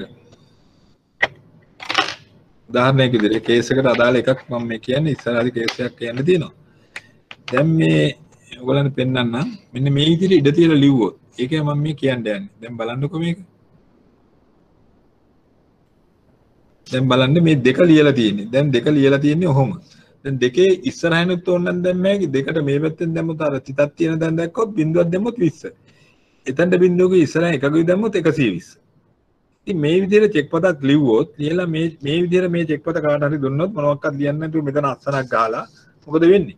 ඒ චෙක් එක ගත් එක්කනට පුළුවන් ඕන ගාණක් දාලා ලියන්න. බැංකුවට ඉතින් මේක හොර චෙක් එකක් කියන්න පුළුවන්. අස්සනක් දාලා සමහරලාට දෙනවා මෙතනින්. අපි තුන් බොස් කෙනෙක් දෙනවා තමන්ගේ සෙක්‍රටරියට මෙන්න මේක ඉතුරු ටික පුරවලා ඔයා මේක යවන්න මේ වෝටර් බෝඩ් එකට හරි කොහාට හරි කියන. ඉතින් මෙයා මොකද කරන්නේ මේ මෙතෙන්ට 1 2 දාලා වෙන කෙනෙක්ගේ නම ලියා ගන්න. මේ කේස් එකක් සම්බන්ධව මම මේ කාරණයක් කිව්වේ. අන්න ඒවා තමයි මේ වංචනික කාරණාවලට ඉඩ නොලැබෙන පරිදි ලියන්න ඕනේ කියලා ඉතා කෙටියෙන් තේරුම් ගන්න කිව්වේ. එතකොට ඒක එකක්. අනිත් එක තමයි මේ ගිණුම ආශ්‍රිත යම් වංචාවක් ගැන දැනගැනීම ලැබෙන්නේ වහම බැංකුවට කියන්න ඕනේ. දැන් යම් කිසි අවස්ථාවක කියනවා බැංකුව අහනවා මේ ඔයාගේ සිග්නේචර් එක. ඒක අපි කිව්වොත් ඔව් මගේ එක තමයි කියලා. අයි පස්සේ නෑ කියන්න බෑ. ඒකටත් තියෙනවා. ඉතින් ඔන්න ඔයකට තියෙනවා අපි මේ යුතුයකම් කීපයක් ගැන කතා කරනවා. දැන් එතකොට මතක තියාගන්න ඕනේ රහස්‍යතාවයි ඒ තැන් වලට එනකොට මම කියන්නේ දැන් වංචනික කටයුතු ඉදින්න ලැබෙන පරිදි චෙක්පත් අනකිරීම කියන එකට තියෙනවා. ඒකට මැක්මිලන් රීතිය කියලා එකක් තියෙනවා. අනිත් එකට තියෙනවා ග්‍රීන්වුඩ් රීතිය කියලා. පංචාවත් දැනගෙන. ඔන්න ඒ රීතින් තුන ගැනත් විභාගෙට අහනවා. අර රහස්‍යතාවයට කියනවා ටෝනිය රීතිය කියලා. ඔය රීතින් තුන ගැනත් ඔයගොල්ලෝ දැනගන්න ඕනේ මේ දෙකවල අතර සම්බන්ධතාවය කියනකොට. දැන් ඊයෝ ගැන එච්චර බය වෙන්න එපා. ඒක මම පස්සේ දෙන්න. තා පොඩ්ඩකින් දෙන්න. මේ ටික දැන් ඔන්න ඔය ටික ගැන තමයි දැන් අපි කතා කරන්න යන්නේ. පළවෙනියටම බැංකු කරුගේ ගම්මේ මාන යුතුකම් මොනවද? අරයාගේ ඒවා මොනවද කියන එක. දැන් අපි පොඩ්ඩක් යන්කෝ බලන්න පල්ලෙහාට. එතකොට ඊට අමතරව අන්න මේකෙදි කිව්ව කාරණා ටික. දැන් ওই ටික තමයි ප්‍රධාන වශයෙන් බැංකු කරු සහ ගම්බෙන් කරු තියෙන්නේ. ඊට පස්සේ කියනවා ජෝකිම්සන් නඩුවේදී කිව්වා මේ දෙන්න අතර තියෙන මේ තියෙන දේවල් වලට ගිවිසුම් සබඳතාවයේ ණයගති ණය හිමි සබඳතාවයටත් අමතරව තවත් දේවල් තියෙනවා. ඒ කියන්නේ මේ කියන්නේ බැංකු කරු සලසන එකම සේවාව බැංකු ගුණින් පවත්වාගෙන යාම පමණක් නොවේ ගිණුමක් ආරම්භ කිරීමෙන් ණයගති ණය හිමි සම්බන්ධතාවයක් ඇරෙන අතර ඊට අමතරව වෙනත් සේවාවන් ලබා ගැනීම සහ එකී සම්බන්ධතාව අමතර නව සම්බන්ධතා බිහි වෙනවා. එහෙමනම් ගනුදෙනුකාරයෙක් එනකොට මොනවද මේ තියෙන්නේ? එතකොට මම මුලින් කිව්වට දැන් මෙහෙම ප්‍රශ්නයක් ආව. ගනුදෙනුකරු සහ බැංකුකරු සහ ගනුදෙනුකරු අතර තියෙන සම්බන්ධතාවය ණයගති ණය හිමි සම්බන්ධතාවය ලෙස මූලික වශයෙන් සඳහන්ව මීට අමතර වූ විශේෂිත සේවා දක්නට ලැබේ. මේ ගැන පැහැදිලි කරන්න කිව්වොත් ලකුණු 5ක ප්‍රශ්නයකට ඔන්න උත්තරේ. එතකොට නියෝජිත පළවෙනි එක නියෝජිත කියලා කියන්නේ දෙකම නියෝජක කියන්නේ එතන පොඩි මිස්ටේක් එකක් තියෙනවා. ඒ කියන්නේ ප්‍රින්සිපල් ඒජන්ට් කියන එක. ප්‍රින්සිපල් කියන්නේ නියෝජක අනිත් එක නියෝජිත ඒජන්ට් කියන එක. ඉංග්‍රීසි වලින්. දැන් බැරි වෙලාවත් පේපර් එක කොහොම තිබුණොත් එහෙම ඔයගොල්ලෝ ඉංග්‍රීසි පේපර් එක අරගෙන බලන්න ඕනේ. ඉතින් මිස්ටේක්ස් කියන ඒවා වෙන්න පුළුවන්. එහෙම වෙන්නේ නැහැ. අපි බාහිර උත්සාහ කරනවා අපි ප්‍රශ්න පත්‍ර වල එහෙම නොවෙන්න. දැන් උදාහරණ තමයි චෙක් පත්‍ර රැස් කිරීම. ඔයගොල්ලෝ දන්නවා චෙක් ප්‍රොසෙස් කරනවානේ account එකට චෙක්ස් දානවා. ණයවර ලිපි විවෘත කිරීම. ණයවර ලිපි කියන්නේ මොනවද කියන එක ඉදිරියේදී තවත් විස්තර වෙනවා. තවත් විශේෂ වූ විනිමය මොකද්ද? foreign exchange කියලා සබ්ජෙක්ට් එකක් තියෙනවා. ණයවර ලිපි කියන්නේ ඒක කියනවා. ණයවර ලිපියක් කියන්නේ ආනයන ක්‍රියාවලියේදී අපි මෝටර රථයක් පිටරටින් ගෙන්නනවා නම් අපි ණයවර ලිපියක් විවෘත කරනවා. letter of credit කියන එක. සරලව මේ බැංකුවෙන් ජපාන් බැංකුවකට දන්නනවා මේ කාර් එක නැවට දාන්න කියලා. ඒක බැංකුවෙන් යන ගනුදෙනුකාරයෙක් මේ කියන්නේ යොසුම්ගත ක්‍රමයක්. ණයවර ලිපිය කියන්නේ ලිපියක්ම නෙමෙයි. ඒක අපි letter of credit එකක් දුන්නාම ණයක් වගේමත් නෙමෙයි. ඒකේ මාජින් එකක් අරගෙන දැන්වීමක් කරනවා. නිත්‍ය නියෝග කියන්නේ standing orders. ඒ කියන්නේ නියෝජකයා ප්‍රධානියා කියන විදිහට වැඩ කරන්න ඕනේ කියන එක. දැන් බැංකුවට අපි දෙනවා ඉන්ෂුරන්ස් කෝපරේෂන් එකට රුපියල් 500 ගානේ මාසෙකට අරින්න. SLIC එකට. එතකොට අපි ප්‍රධානියා තමයි ගනුදෙනුකරු බැංකුව නියෝජිත. අන්න ඒ විදිහට. ඊළඟට උගස්කරු උගස්ලාභී. දැන් ඔයගොල්ලෝ දන්නවනේ. අපි උගසක් ගත්තොත් බැංකුව. ඒකට උගස්කරු පෝනී. අනිත් එක දැන් පෝන කියන්නේ උගස් ගන්න එක්කෙනා. පෝනී කියන්නේ ඒතකොට බැංකුව. උගස්ලාභී කියන්නේ බැංකුව. උපනිදායක සහ බේලී. ඒ කියන්නේ දැන් අපි රත්තරන් බඩු ගත්තොත් ඒතකොට බැංකුව ඒක ගත්ත කෙනා. ඒ විදිහට තමයි තියෙන්නේ. ඒ වගේ සබඳතා තියෙනවා. මේ තියෙන බැංකුවේ සුරක්ෂිතාගාරයක වහන්න තැන්පත් කළ විට. හරි? උගස් බඩු ගන්නා සහ දෙන්නා. පොලිසියෙන් නම් කර ගන්නා සහ දෙන්නා අතර සම්බන්ධතාවය. ඒ එක එක සම්බන්ධතා තියෙනවා. මැන්ඩේට් සම්බන්ධතාවය කියන්නේ දැන් බැංක් කෙනෙක් ගිණුමක් විවෘත කරන වෙලාවට ඒ බැංකුවේ ඇප්ලිකේෂන් එකට අපි මැන්ඩේට් එක කියලා කියන්නේ. ඒකත් ඔයගොල්ලෝ පොඩ්ඩක් දැනගන්න අවශ්‍ය වෙනවා. එතකොට දැන් අපි පැහැදිලි දැන් අපිට මේ දෙන්න ගැන අපි තා පොඩ්ඩක් විස්තර දැනගන්න ඕනේ. දැන් බැංකු ව්‍යාපාරයක් කිව්වා. පොලි versus හිල් කියන නඩුව කිව්වා. දැන් අපි අර සබඳතා ගැන පොඩ්ඩක් විස්තර බලන්න ඕනේ. මොනවද මේ සබඳතා?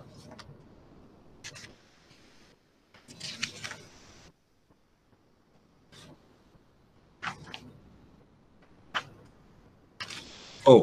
දැන් අපි ඉස්සෙල්ලාම ගමු බැංකුකරුගේ එකේ වැදගත්ම එක තමයි මොකද්ද? මෙන්න මේක. දැන් අපි බැංකුකරුගේ ගම්මෙමාන යුතුකම් ඕන්ලයින් නෝට්බුක් එකේ ඕනනම් දාගන්න එක. මේකේ නැති දේවල් මම ඔයගොල්ලන්ට කියනවා. ඒවා අවශ්‍යව ලියාගන්න අනිත් ඒවා තියෙනවා. මේකෙදි වැදගත්ම එක තමයි දැන් මේ දැන්පතු බාර ගැනීම කියන්නේ ඉතින් ඒ කියන්නේ විශේෂ නෝට්ස් තියන්න ඕනේ නැහැ. රැස් කිරීම කියන එකක් දාන්න මේ රහස්‍යතාවය කියන්නේ කුමක්ද කියන එක. එතකොට ඒක මේ හෑන්ඩ් අවුට් එකේ තියෙනවා.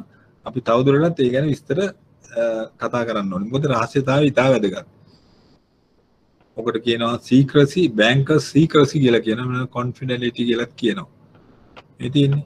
දැන් මේ රහස්‍යතාවය කියනකොට මෙන්න මේකයි. මම අර ඉස්සෙල්ලා කිව්ව කාරණා වලට අමතරව මේකෙදි වෙච්ච දේ තමයි ටෝනිය එදිරිව National Provincial Bank කියලා නඩුවක් තියෙනවා. ඒක ඔය handout එකේ තියෙනවා. මේකෙදි වෙච්ච සිද්ධිය පොඩ්ඩක් අහගන්නකෝ. හැම කෙනාම මම මේ වාක් වෙලාවට මේ කතාවල්, ඒ කියන්නේ නඩුවේ තියෙන නඩු විස්තර මගේ notes වල ගොඩක් විස්තර ලියලා නැතුව ඇති. ඔය printed ඒවා අපි අප්ලෝඩ් කරලා තියෙනවා. නමුත් ඔයගොල්ලෝ ඔයගොල්ලන්ගේ notebook එකේ අවශ්‍ය නම් ලියා ගන්න. කතාව වගේ ලියාගෙන ඉතින් මතක හිටිනවා. ඔයගොල්ලන්ගේ අත්අකුරෙන් ඒක ලියා ගන්න. ඒකේ ප්‍රශ්නයක් නැහැ. විභාගෙටත් ඒ විදිහටම ලියුව හැකියි. අපි ඒකට හොඳට ලකුණු දෙනවා. මේ හොඳට මතක තියාගන්න. හැම කේස් එකක්ම ලියන්න උත්සාහම කරන්න ඕනේ. මතක තියාගන්න කේස් ලකුණක් අනිවාර්යෙන් හම්බ වෙනවා ඒකට. දැන් බලන්න ලකුණු 43ක්වත් බැරි වෙලා આવොත් ඔයගොල්ලෝ ෆේල් වෙනවනේ. 44 නම් අපි තියන්නේ නැහැ. නමුත් 43 આવොත් ඒ ලකුණ ගන්න ඔය කේස් එකක් ප්‍රයෝජන වෙනවනේ. 43 එක්කෙනෙක් පාස් වෙන්නේ නැහැ බොහෝ විට. ඉතින් අපි දන්නේ නැහැ මොන එක්සැමිනර් බලයිද කියලා. ඉතින් එයාගේ කැමැත්ත අනුව තමයි පාස් කරන්නේ. ඉතින් අනිත් ඒවා හරියට කියලා නැත්තම් අසමර්ථ වෙනවා. නමුත් මතක තියාගන්න ඕන කාරණේ තමයි අපි කේසස් ලියන්නේ. ඒකයි මම මේ කියන්නේ. අපි දැන් බලමු මේ නඩුව තීන්දුවේ මොකද්ද කියන්නේ කියලා. දැන් මම මේ කිව්වේ නඩුව ඉස්සෙල්ලා අහගෙන ඉන්නකෝ. ඕනනම් ඔය නෝට්බුක් එකේ ලියාගත්ත හැකි මේ නඩුව මේ රහස්‍යතාවය සම්බන්ධව තියෙන ප්‍රධානම නඩුව. මේ නඩුව හොඳට මතක තියාගන්න. මේවා ඉතින් අනිවාර්යෙන් විභාගයට එන හොඳටම එන ප්‍රශ්න තමයි. කොහෙන් හරි අහනවා. ටෝනිය එහෙම නැත්නම් ටෝනිය කියලාත් කියනවා. ටෝනිය එදිරිව National Provincial Bank. දැන් ඔයගොල්ලන්ගේ hand out එක ගත්තොත් ඔක දකින්න ලැබෙනවා මේක. මම එතෙන් ඉන්න ඉස්සෙල්ලා hand out එක ඕනනම් බලන්නකෝ. දැන් hand out එකේ මම පෙන්නන්න මේ තියෙන්නේ. මේ සම්බන්ධ ප්‍රායෝගික බැංකරුවන්ට මඟ පෙන්වන ඉතා වැදගත් නඩු තීන්දුව ලෙස ටෝනිය එදිරිව National Provincial Bank 1924. මෙම නඩුවේදී අභ්‍යාචරණ විනිශ්චයකරු බැංක්ස් සාමිවරයා, බැංක්ස් කියන්නේ සාමිවරයා ගැනම, සාමිවරයා කියන්නේ ජස්ටිස් කියන එකනම තමයි නීතිඥතුමා. නීතිඥ මේ නඩුකාරණාංශ කියන්නේ අපේ රටේ කියනවා. සාමිවරයා ප්‍රකාශ කර ඇත්තේ රහස්‍යතාවය රැකීම පිළිබඳ බැංකුවරයේ යුතුකම් පරම එකක් නොවන බව. එය ව්‍යතිරීක අවස්ථා 4ක් තියෙනවා. මොකද්ද මේ වෙච්ච සිද්ධිය අපි බලමු. මේ ටෝනිය කියන එක්කෙනා මේ ඔය National Provincial Bank එකෙන් ගත්ත අයිරාව. ණයක් කියලා සමහර පොත්පත්වල තියෙනවා. කේස් රිපෝට් එකේ තියෙන එක. ඉතින් මේක ණය අයිරාවක්. ඒ කියන්නේ අයිරාවක් කියන එක ඔයගොල්ලෝ දන්නවා. ලිමිට් එකක් මාක් කරනවා ජංගම ගෙනුවේ. යාට එකෙන් සල්ලි ගන්න පුළුවන්. ණයක්ම තමයි. తాවකාලික ණයක් කියන්නකෝ. ණය මුදලක් කියන්නකෝ. ඒක අරගෙන මාසිකව දැන් අයිරාවක නම් මාසිකව ගෙවන්නේ නැහැ. අපි ඩිපොසිට්ස් දාන්න ඕනේ. කොහොම හරි මේ පොලිය හැම ගන්න ඕනේ. පොලිය ගෙවන්න ඕනේ හැබැයි. පොලිය ගෙවුවෙත් නැහැ මොනවත් නැහැ. මේක එරියස් යන්න ඇරියා. අයිරාවන් නම් නියමිත දින තියෙනවා. ඒ කියන්නේ මේ දිනේට කලින් ඒක ඉවර කරන්න ඕනේ. නයි සහයිරා. එතකොට මෙයා ගෙවන්නේ නැති වුණාම මේ කීප වතාවක් බැංකුවෙන් ලියුම් ඇරියා කාටද ටෝනියට. ටෝනිය ඒව ගණන් ගත්තේ නැහැ. ඒක රෙස්පොන්ඩ් කරේ නැහැ. පස්සේ වෙච්ච වැඩේ තමයි ටෝනිය යම්කිසි තැනක රැකියාව කළා. මේ බැංකුව ඒ රැකියා ස්ථානයේ සේවා යෝජකයාට ලිව්වා ඔයගොල්ලන්ගේ වැඩ කරනවා එක්කෙනෙක් ටෝනිය කියලාත් කියනවා. එයා මේ අපේ ණයක් කරන් තියෙනවා, අයිරාවක් කරන් තියෙනවා ගෙවන්නේ. ඒක නිසා කරුණා කරලා මේකට යාට කියන්න කියලා. ඉතින් මේකෙදි ඔයගොල්ලෝ දන්නවා අපි හොඳින්ම දන්නවා අපි යම් කිසි තැනක සේවය කරනවා නම් ඒ සේවය කරන ස්ථානයට අගෞරවයක් නොවන පරිදි ඉන්න ඕනේ. ගෙදර වගේම තමයි. අපි ගෙදරට අගෞරවයක් වෙන දේවල් කොහෙවත් දැක්කත් කරන්නේ නැහැ නේ ගිහිල්ලා. එතකොට ඒක අවනම්බවන්නේ දෙමව්පියන්ට අනිත් අයට. ඒ වගේම තමයි බැංකුවේදී. අපේ අය ට්‍රිප් එකක් ගියත් බොහෝ විට 99%ක්ම දෙනා ඒක නිකන් සවුත් වෙන්න යන්නේ නැහැ. මේ ගමනක් ගියත් ඒක ඒ බැංකුවේ නම නරක වෙන විදිහට ඉන්න බෑ අපිට. හිටියොත් ඒවට බොහොම භයානක ප්‍රතිඵල හම්බ වෙනවා බැංකුවෙම. මොකද ඒවා ෆොටෝ ගහලා අරපු ගමන් ඉවරයි. ඒතර තමයි. ඉතින් එතකොට මේ අපි ඒ විදිහට සැරසෙන්නේ නැහැ. ඉතින් ඒකේ නම්බුව තියාගන්න. මොකද බැංකුවේ හැමතිස්සෙම නම තියාගන්න උත්සාහ කරන්නේ තරංකාරී වාණිජ ලෝකයක ව්‍යාපාර ලෝකයක මේ බැංකුවේ වැඩ කරන්නේ පිසොරයක්ද කියලා මිනිස්සු සල්ලි දාන්නේ නැහැ. මේ වගේ අපේ සල්ලි වලට මොනවද කරයිද දන්නේ නැහැ කියලා. ඉතින් ඒක නිසා අපි මූලික වශයෙන් බැංකුවේ ට්‍රේනින් ප්‍රෝග්‍රෑම්ස් වල ඔයගොල්ලෝ ඒවා කියලා දෙනවා. බැංකුවේ ඉන්න ඕන විදිය පවා කියලා දෙනවා. ඉතින් ඒ තැන් වලට ගියාම හැසිරෙන්න ඕන විදිය කියලා දෙනවා. දැන් අපේ අලුත් ළමයි එනකොට අපි ඉස්සර ඔය කියලා දුන්නා ගොඩක්. එතකොට ඔයගොල්ලන්ට කියලා දීලා ඇති. ඉතින් ඒවා ඉතා විශිෂ්ටයි. එතකොට මේ ටෝනි ඉදිරියේ නැෂනල් ප්‍රොවින්ෂල් බැංකුවේ සිද්ධ වුණේ මේක ඉතාමත් ලැජ්ජාවටපත් වුණා. ඒගොල්ලෝ මේ ණය ගෙවන්නේ නැහැ කිව්වම මේ තමන්ගේ සේවකේ අස්කලා රස්සාවේ වැඩ නැවතුවාම මේ ටෝනිය කරේ නඩු දැම්මා බැංකුවට. බැංකුවට නේ නඩු දැම්මේ මේ සේවා යෝජකයාට විරුද්ධව නඩු දැම්මා. ඒ කියන්නේ බැංකුවට තමයි මේ ඇයි මට උනේ කියලා මේ මෙහෙම රස්සාවෙන් අස් කරේ ඇයි කියලා මේ යාගේ බොස්ට නඩු දැම්මා. මේ නඩුව උසාවිගත වුණාන් පස්සේ මේ නඩුවේදී තීරණය වුණා ඒක අසාධාරණයි කියලා. බැංකුවක් වුණාම දැනගන්න ඕනේ බැංකුවට අවවාද කරා උසාවියේ කිසි account එකක හෝ ගේ ගනුදෙනුකරුවාගේ ගිණුම හරි ණය ගැනීම යාගේ පුද්ගලික කටයුත්තක්. අන්න ඒක නිසා තමයි මම මුලින් කිව්වේ තමන්ගේ අයියාගේ account එක ගැනවත් ගෙදර ගිහිල්ලා කියන්න බෑ. ඉතින් ඒක ඒවා ඊටාම පුද්ගලික දේවල් ඒ අයගේ. ඒ බැංකු ලේඛන ගෙනියන්නත් බැරි ඒකයි අපිට කිසි දෙයක් කියන්න බෑ. ඒ අනුන්ගේ පාස්වර්ඩ් පාවිච්චි කරන්න බෑ වගේම තමයි. ඉතින් එතකොට ඒකෙදී උසාවියේ තීරණය කරා මේ නඩුවේදී රහස්‍යතාවය කියන එක අවස්ථා 4කදී පමණක් බැංකුවට විවෘත කරන්න පුළුවන් කියලා. ඒ අවස්ථා 4 තමයි මේ නඩුවේදී කිව්වේ ඒවට ව්‍යතිරේක කියලා කියනවා. එලිකල හැකි අවස්ථා. නීතියෙන් බල කළ අවස්ථාවකදී මොකද්ද මේ නීතියෙන් බල කළයි කියන්නේ? නීතියෙන් බල කළා කියන්නේ මේකෙදී මේ ආදායම් බදු කොන්සාරිස්කින් එහෙම නැත්නම් උසාවි නියෝගයකින් ආවොත් අපිට පුළුවන් කියන්නේ. එහෙම නැත්නම් යම්කිසි පනතක් තියෙනවා නම් ඒකෙන් පුළුවන්. මේ පනත අනුව කියලා. ඒකට විශේෂයෙන්ම ආදායම් බදු නියෝග, උසාවි නියෝග තමයි නීතියෙන් බල කළ හැකි අවස්ථාවේදී සැලකන්නේ. ඊළඟට පොදු යහපත කියන්නේ සමහර වෙලාවට පොදු යහපත කියන එක එච්චර අර්ථ නිරූපණයක් දක්වලා නැහැ කේසස් වලින්.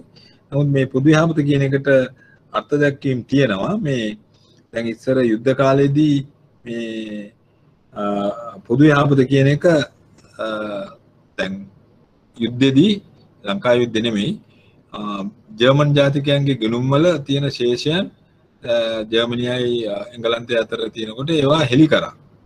කරන්න හෙරි කරලා ඒ තියෙන මුදල් ප්‍රමාණය කොච්චරද කියලා රජයට කියන්න කියලා බැංකුවරුන්ට කිව්වා. ඒ පොදු යහපත සඳහා ජර්මන් ජාතිකයෝ එංගලන්තයේ ඉන්න අයගේ කවුන්සල් තියෙන සල්ලි. ඒ වගේ උදාහරණ තියෙන්නේ. ඒ වගේ. ඊළඟට බැංකුවේ යහපතට කියන්නේ යම් කිසි කෙනෙක් ඩිෆෝල්ට් කරලා තියෙනවා නම් එතකොට තමන්ගේ ශාඛාවක් ඇහුවොත් මේ කොච්චර ප්‍රමාණයක්ද මෙයා නොගෙවු ණය තියෙන්නේ ඩිෆෝල්ට් කරලා තියෙන්නේ අන්න ඒ වගේ දේවල් අපිට එමෙත උසාවියක් ඇහුවොත් මෙයා කොච්චර ණය ගෙවලා නැද්ද කියලා ඇහුවොත් සමත මණ්ඩලයක ඇහුවොත් මේ කොච්චරද කියන එක ඒ නිලධාරීන්ට කියලා කියන්න සිද්ධ වෙනවා. අන්න ඒ කාරණේ. නීතියෙන් බල කළ අවස්ථාවේදී පොදු යහපත වෙන බැංකුවේ යහපත වෙන. අනිත් එක තමයි ගනුදෙනුකරු කියනවා. අපි දැන් ලංකා බැංකුවේ ගිණුමක් තියෙනවා. මෙයා යනවා සම්පත් බැංකුවට යනවා ණයක් ගන්න. ඒ බැංකු දෙකේම ගිණුම් තියෙනවා. ඒක සම්පත් බැංකුව අහනවා මේ සම්පත් බැංකුව ඉල්ලනවා මට ඔයාගේ ස්ටේට්මන්ට් එකක් බැංකු සිලෝන් එකේ දෙන්න කියලා. ගනුදෙනුකාරයා කියනවා බැංකුවට ලංකා බැංකුවට ඇවිල්ලා මට ස්ටේට්මන්ට් එකක් දෙන්න කියලා ලිපියකින් ඉල්ලනවා. එතකොට දෙනවා. මොකටද කියලා ඇහුවොත් ඒක සම්පත් බැංකුවට දෙන්න මගේ බැලන්ස් එක. එතකොට ගනුදෙනුකාරගේ ඉල්ලීම අනුව අපිට ඉෂුව කරන්න පුළුවන්. ඒ වගේ දේවල් සාමාන්‍යයෙන් බැංකුව කරනවා. එතකොට ඒ වගේම තමයි මේ බැංකුවට රහසිගතවත් අහන්නත් පුළුවන්. ඒක වෙන ක්‍රමයක් ඒක. ඒ තත්ත්ව වාර්තා කියලා එකක් තියෙනවා. ඒක මම පස්සේ කියලා දෙන්නම්. ඒ බැංකු නීතිය යටතේදී ඒක දැනගන්න හම්බ වෙනවා. එන්නේ එක තමයි තියෙන්නේ. මේක තව පොඩ්ඩක් පල්ලෙහාට ගියොත් කියනවා අධිකරණය තවදුරටත් පෙන්වා දුන්නේ බැංකුකරුවන්ගේ මෙම වගකීම ගිණුම් පවත්වාගෙන යන කාල සීමාවේදී පමණක් නොව ගිණුම වැසීමෙන් පසුව වුවද අවසන් නොවන බවයි. එමෙන්ම ගිණුම මගින් ලැබෙන තොරතුරු වලට පමණක් නොවන වෙනත් මූලාශ්‍රයන්ගෙන් ලැබෙන තොරතුරු වලට මෙම යුතුයකම අදාළ වනු ඇත. දැක්කද? ගිණුම මගින් ලැබෙන තොරතුරු වලට පමණක් නොවන වෙනත් මූලාශ්‍රයන්ගෙන් ලැබෙන තොරතුරු වලට මෙම යුතුයකම අදාළ වනු ඇත. ඒ කියන්නේ ගනුදෙනුකරු මොනවා හරි දෙයකට සම්බන්ධතාවයක් තියෙනවා නම් එයාට ක්‍රෙඩිට් කාඩ් එකක් තියෙනවා, ඉන්ටර්නැෂනල් ක්‍රෙඩිට් කාඩ් එකක් තියෙනවා, අරවා තියෙනවා, මේකේ ලිමිට් එක මෙච්චරයි. ඒක කිසි දෙයක් අපිට කියන්න බෑ. ඒක හොඳින් මතක තියාගන්න ඕනේ. මේ නවක ළමයි ඉන්නවා නම් අපේ ඇවිල්ලා අලුත් අපේ එම්ප්ලොයිස්ලා ඉන්නවා නම් මේ මාත් හැම කෙනෙක්ම දැනගන්න ඕනේ මේ ඒගොල්ලන්ට තාමත් ඒ ට්‍රේනින්గ్ එක හම්බ වෙලා නැත්තම් දැනට අලුතෙන් ගිය ඒවා හොඳින් මතක තියාගන්න. මොකද අපි මේ බැංකින් ඩිප්ලෝමා එකක් කරන්නේ. ඒක නිසා මේවා අපිට යුතුයකම ඒවා ගැන highlight කරන එක. ඒකයි. ඉතින් විභාගය වගේම විභාගය ඉගෙන ගන්න අපි බැංකුවේ හොඳට වැඩ කරන්නේ පළවෙනියටම. ඉතින් එතකොට ඔන්න ඔය කාරණා 4. දැන් මම හිතන්නේ ඉතාමත් පැහැදිලි වෙනවා ඇති මේ ටුවනිය නඩුව. හැබැයි ඔයගොල්ලන්ට ඔය එකම යටින් පේනවා එකක්. අර මම ඉස්සෙල්ලා 71 කියලා දුන්නේ 77 වගන් තියෙන මෙතන දැන් හරියට තියෙනවා. එතකොට මේ පළවෙනි ටියුට් එකේ මේ 71 77 කරගන්න 1988 අංක 30 දරන බැංකු පනත. ඔන්න ආවා බැංකු පනතයි. ඒකේ 77 වෙනි වගන්තිය තියෙනවා විශේෂ තොරතුරු වගේ. ඔන්න ඔය තොරතුරේදී අපි දැන් දීර්ඝ වශයෙන් දැන් අපි නඩු තීන්දුව විතරක් ලියලා බෑ වර්තමානයේ උත්තරයක් ලියනකොට විභාග ප්‍රශ්නකදී. දැන් සමහරලාට අහනවා ටෝනියේ නඩුව ගැන මේ පෙටි සටහනක් ලියන්න. ටෝනියේ දිරිව National Provincial Bank ඒවත් එනවා. පෙටි සටහනක් ලියන්න ආවෝ. එතකොට ওই කතාවල් ටික හතර නිල උතෙන් නවත්තන්න පුළුවන්. තව වැඩිමනත් ඕන නම් කෙනෙකුට ලියන්න පුළුවන් මේ සම්බන්ධව තවදුරටත් ශ්‍රී ලංකාවේ 1988 අංක 30 දරන බැංකු පන්තියේ 77 වෙනි වගන්ති දේවල් තියෙනවා කියලා තව වැඩි ලියන්නත් පුළුවන්. හැබැයි ලංකාවේ ව්‍යවස්ථාපිත රහස්‍යතාවය පිළිබඳ ව්‍යවස්ථාපිත කරුණු මොනවද කියලා ටෝනියේ තරන නඩුව විතර ප්‍රලියලා ප්‍රමාණවත් වෙන්නේ නැහැ. ලකුණු 5ක් දෙනවා නම් ලකුණු 2ක් වගේ තමයි ඒකට උත්තරේ වශයෙන් හම්බෙන්නේ. ඉතින් අපි දකිනවා මේ වගේ උත්තර බොහෝ විට ඒක නිසා මේ එහෙම එපා. දැන් මේ 77 වෙනි වගන්තියත් මම ඉතා සරල කරලා ලියලා තියෙනවා. දැන් මේ සරල වුණාට මේකේ දේවල් වගේක් තියෙනවා හොඳට තේරුම් ගන්න. ඒක ඉතා වැදගත් වෙනවා. ඉතින් අපි බලමු මේ දැන් අපි මේක මොකද්ද කරන්නේ? දැන් මේ අපි මේ රහස්‍යතාවය ඉගෙන ගන්න. ඒක කාගේ වගකීමක්ද? කාට හරි කියන්න පුළුවන්ද? ඔව්. අපි මිස්ටර් පොඩ්ඩක් කතා කරන්න. කාගේ වගකීමක්ද? බැංකුකරුවන්ගේ. බැංකුකරුවන්ගේ. ඔය විතරයි කතා කරන්නේ. අනිත් අය කතා කරන්නේ නැත්තේ. අපි මහතුරුත් ටික කතා කරන්නේ. ඉතින් මේ ඔයගලගේ කටහඬ අහන්න ආසයි මම ඇත්තටම. කවුරුත් කතා කරන්නේ. එක්කෙනෙක් දෙන්නේ කතා කරන්නේ. කතා කරන්න ඔයගලගේ ප්‍රශ්න තියෙනවා අහන්න. මොකද ඒක ඉතාල වැදගත්. මේක උගාතුරට ට්‍රාන්ස්ෆෝර්ම් වෙන්නේ දැන් අපි කීපාර ප්‍රතිඵල වලින් බලලා තියෙනවා. හොඳට කතා කරන අය තමයි පාස් වෙලා තින්නේ බලනකොට. කතා කරලා ප්‍රශ්න අහන්න වෙලාව යන්නේ නැහැ මේ. ඒකට මම කැමතියි ප්‍රශ්න අහන්නට. මොකද එතකොට තමයි මම දැනගන්නේ මම ඔයගලගේ මූණ දකින්නේ නැහැ නේ වැඩි. පොඩ්ඩක් එහෙම දැක්කත් දැන් අපි උගන්වනකොට නම් දැන් මේ ක්ලාස් එකේ මම මේ උගන්වන ක්ලාස් එකේ තියෙනවා පුටු 200ක් විතර. ඒ ඔක්කොම නිශ්චලව තියෙනවා ලස්සනට. නිල් පාට පුටු ටික. ඉතින් ඉස්සෙල්ලා මේ ඔක්කොම පිරීලා ඉන්නේ. ඉතින් හැම කෙනාගේම දිහා බල අපි ප්‍රශ්න කර ගොඩාක් දේවල් උගන්වන්නේ. නමුත් අද ඒක නැති වෙලා තියෙනවා. ඒක නිසා අඩු ගානේ ඔයගොල්ලන්ගේ ශබ්ද විකාශන යන්ත්‍රයක් දාන්න මට පොඩ්ඩක්. වෙන වෙලාවට ගොඩක් කතා කරනවානේ. එතකොට මට තව තේරෙනවා ගොඩක් නොතේරිච්ච තැන් තියෙනවද කියන එක. ඉතින් අපි බලමු. හරි. දැන් මේ ප්‍රධාන වශයෙන් මේ රහස්‍යතාවය කියන එකනේ අපි මේ කතා කරගෙන ඉන්නේ. දැන් රහස්‍යතාවයේදී තව මොනවද තියෙන්නේ කියන එක. දැන් මේක ඊටාම වැදගත් වෙනවා මේ රහස්‍යතාවය ගැන කතා කරනකොට විශේෂ කාරණා කිහිපයක්. දැන් ව්‍යවස්ථාපිත මේකේ තියෙන්නේ අර වගේම තමයි. ව්‍යවස්ථාපිත කියන්නේ මේ කරුණු තුනක් තියෙනවා. මේ ටික මොනවද? තොරතුරු හෙළිදරව් කරන ලෙස. ඉතින් සහස්තිතාව පිළිබඳ වර්තමාන බැංකුවරුන් අදාළ වන ව්‍යවස්ථාපිත විධිවිධාන මෙහි අන්තර්ගතයි. ඒ අනුව ගිනිමොක තොරතුරු හෙළිදරව් කළ හැකි වන්නේ එක අර වගේමයි. තොරතුරු හෙළිදරව් කරන ලෙස පළවෙනි එක උසාවි නියෝගයක් කළ විට. එක ගිණුම්කරු ඉල්ලීමක් කළ විට. අරගේ හතරවෙනි කාරණේ වගේ තමයි. එක යම් නිලධාරියෙක් විසින් සිය රාජකාරිය ඉටු කිරීමේදී. වැදගත්. ප්‍රශ්නයට ප්‍රොබ්ලම් එකක් හදනකොට ඔන්නව ප්‍රයෝජනෙට ගන්නවා. දැන් මේක ඇවිල්ලා කියනවා එකපාරට ඇවිල්ලා පොලිස් නිලධාරියෙක් ඇවිල්ලා ඉල්ලනවා ඔය මොනවාක්වත් කතාවක් නැතුව ASP කෙනෙක් ඇවිල්ලා ඉල්ලනවා ගනුදෙනුකාරයෙක්ගේ account එකේ තියෙන ස්ටේට්මන්ට් එකක් දෙන්න කියලා. ඔයගොල්ලෝ දෙනවද? දෙන්න පුළුවන්ද? උසාවි නියෝගයක් නැහැ. දැන් ඉස්සෙල්ලා තීන්දුව හැටියට නම් තියෙන්නේ උසාවි නියෝගයක් තියෙන්න ඕනේ. ගනුදෙනුකාරයෙක් මුකුත් නැහැ. කවුරු හරි ගනුදෙනුකාරට අල්ලලා. අපි හිතමු දැන් අපේ රටේ නොයෙක් ජාවාරම් යනවනේ. ඒ ජාවාරම් කරුවෙක්ව අල්ලලා. එතකොට දන්නවනේ මොනවද කියන ඒවා? ඒ ජාවාරම් කරුවෙක් ඇල්ලුවම ජාවාරම් කියන්නේ අනීතික සල්ලි උපයන කෙනෙක්ව. අනීතික මාර්ගවලින්. ඒ මොන මාර්ග කියලා ඔයගොල්ලෝ දන්නවා. එතකොට එහෙම කෙනෙක් හම්බුනන් පස්සේ එයාගේ account එකේ සල්ලි කොච්චරක් තියෙනවද කියලා ඇහුවොත් කියන්න පුළුවන්. අපිට අපි ඇහෙනවා හැබැයි අපිට එකපාරට ටීවී එකේ කියනවා මෙයාගේ බැංකු ගිණුම් පරීක්ෂා කිරීමේදී කෝටි 4ක මුදලක් තැන්පත්ව ඇති බව සොයා ගන්නාලාදී. ඉතින් රහස්‍යතාවය හෙළි කළා. අන්න ඒක තමයි මේ 77 වෙනි වගන්තිය. දැන් ධ්වනීය රීතිය අපිට එච්චරම පළල්ව නැති වුණාට මේකෙදි යම් නිලධාරියෙක් විසින් ඒ කියන්නේ CID officers නැත්. සිය රාජකාරිය ඉටු කිරීමේදී මෙම පනතේ හෝ වෙනත් ව්‍යවස්ථාවට අනුකූල වී ඒක තවදුරටත් පළල් කරලා තියෙනවා මේකෙදි. මෙම පනතේ හරි වෙනත් පනතක බැංකු පනතට අමතරව තව මොනවා හරි තියෙනවා නම් මොනවද ඒවා?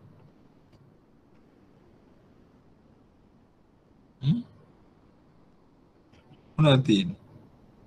දැන් නීතියෙන් බල කිරීම යටතේ තොරතුරු හෙළිදරව් කිරීම කිව්වහම අපි දැන් මේ කතාවට මේ කතාව මම පොඩ්ඩක් කියවලා බලමුකෝ. දැන් මම කිව්ව ටිකම print එකේ තියෙනවානේ.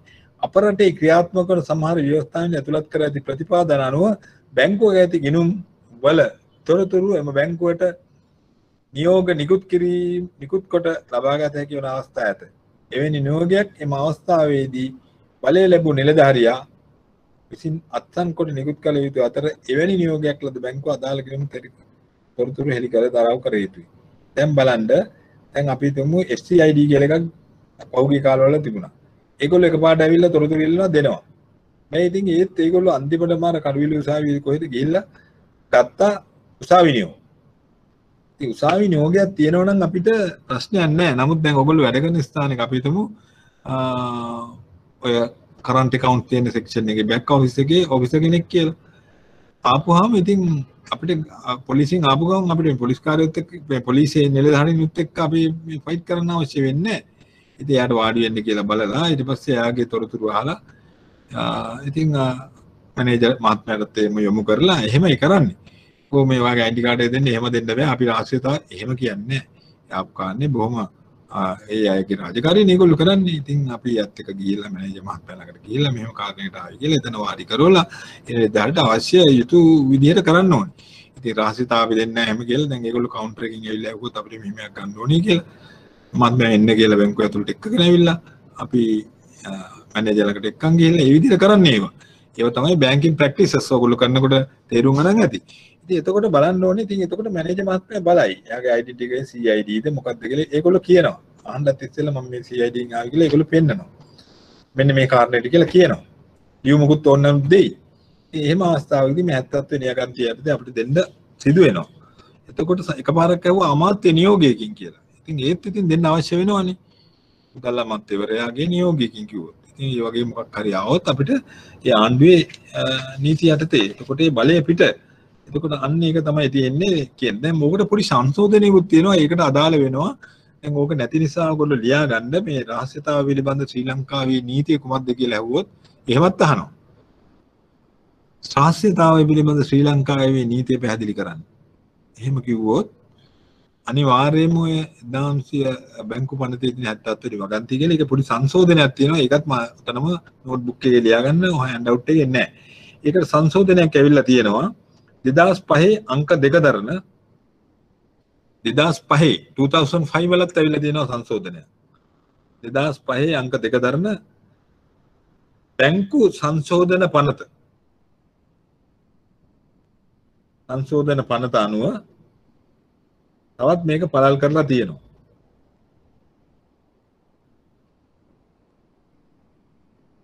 ඒකෙදි ස්පෙસિෆයි කරලා තියෙනවා බොහෝ දේවල්. ඒ අර වැඩ කරන තැන කියන එක එයා වෙන්න පුළුවන්.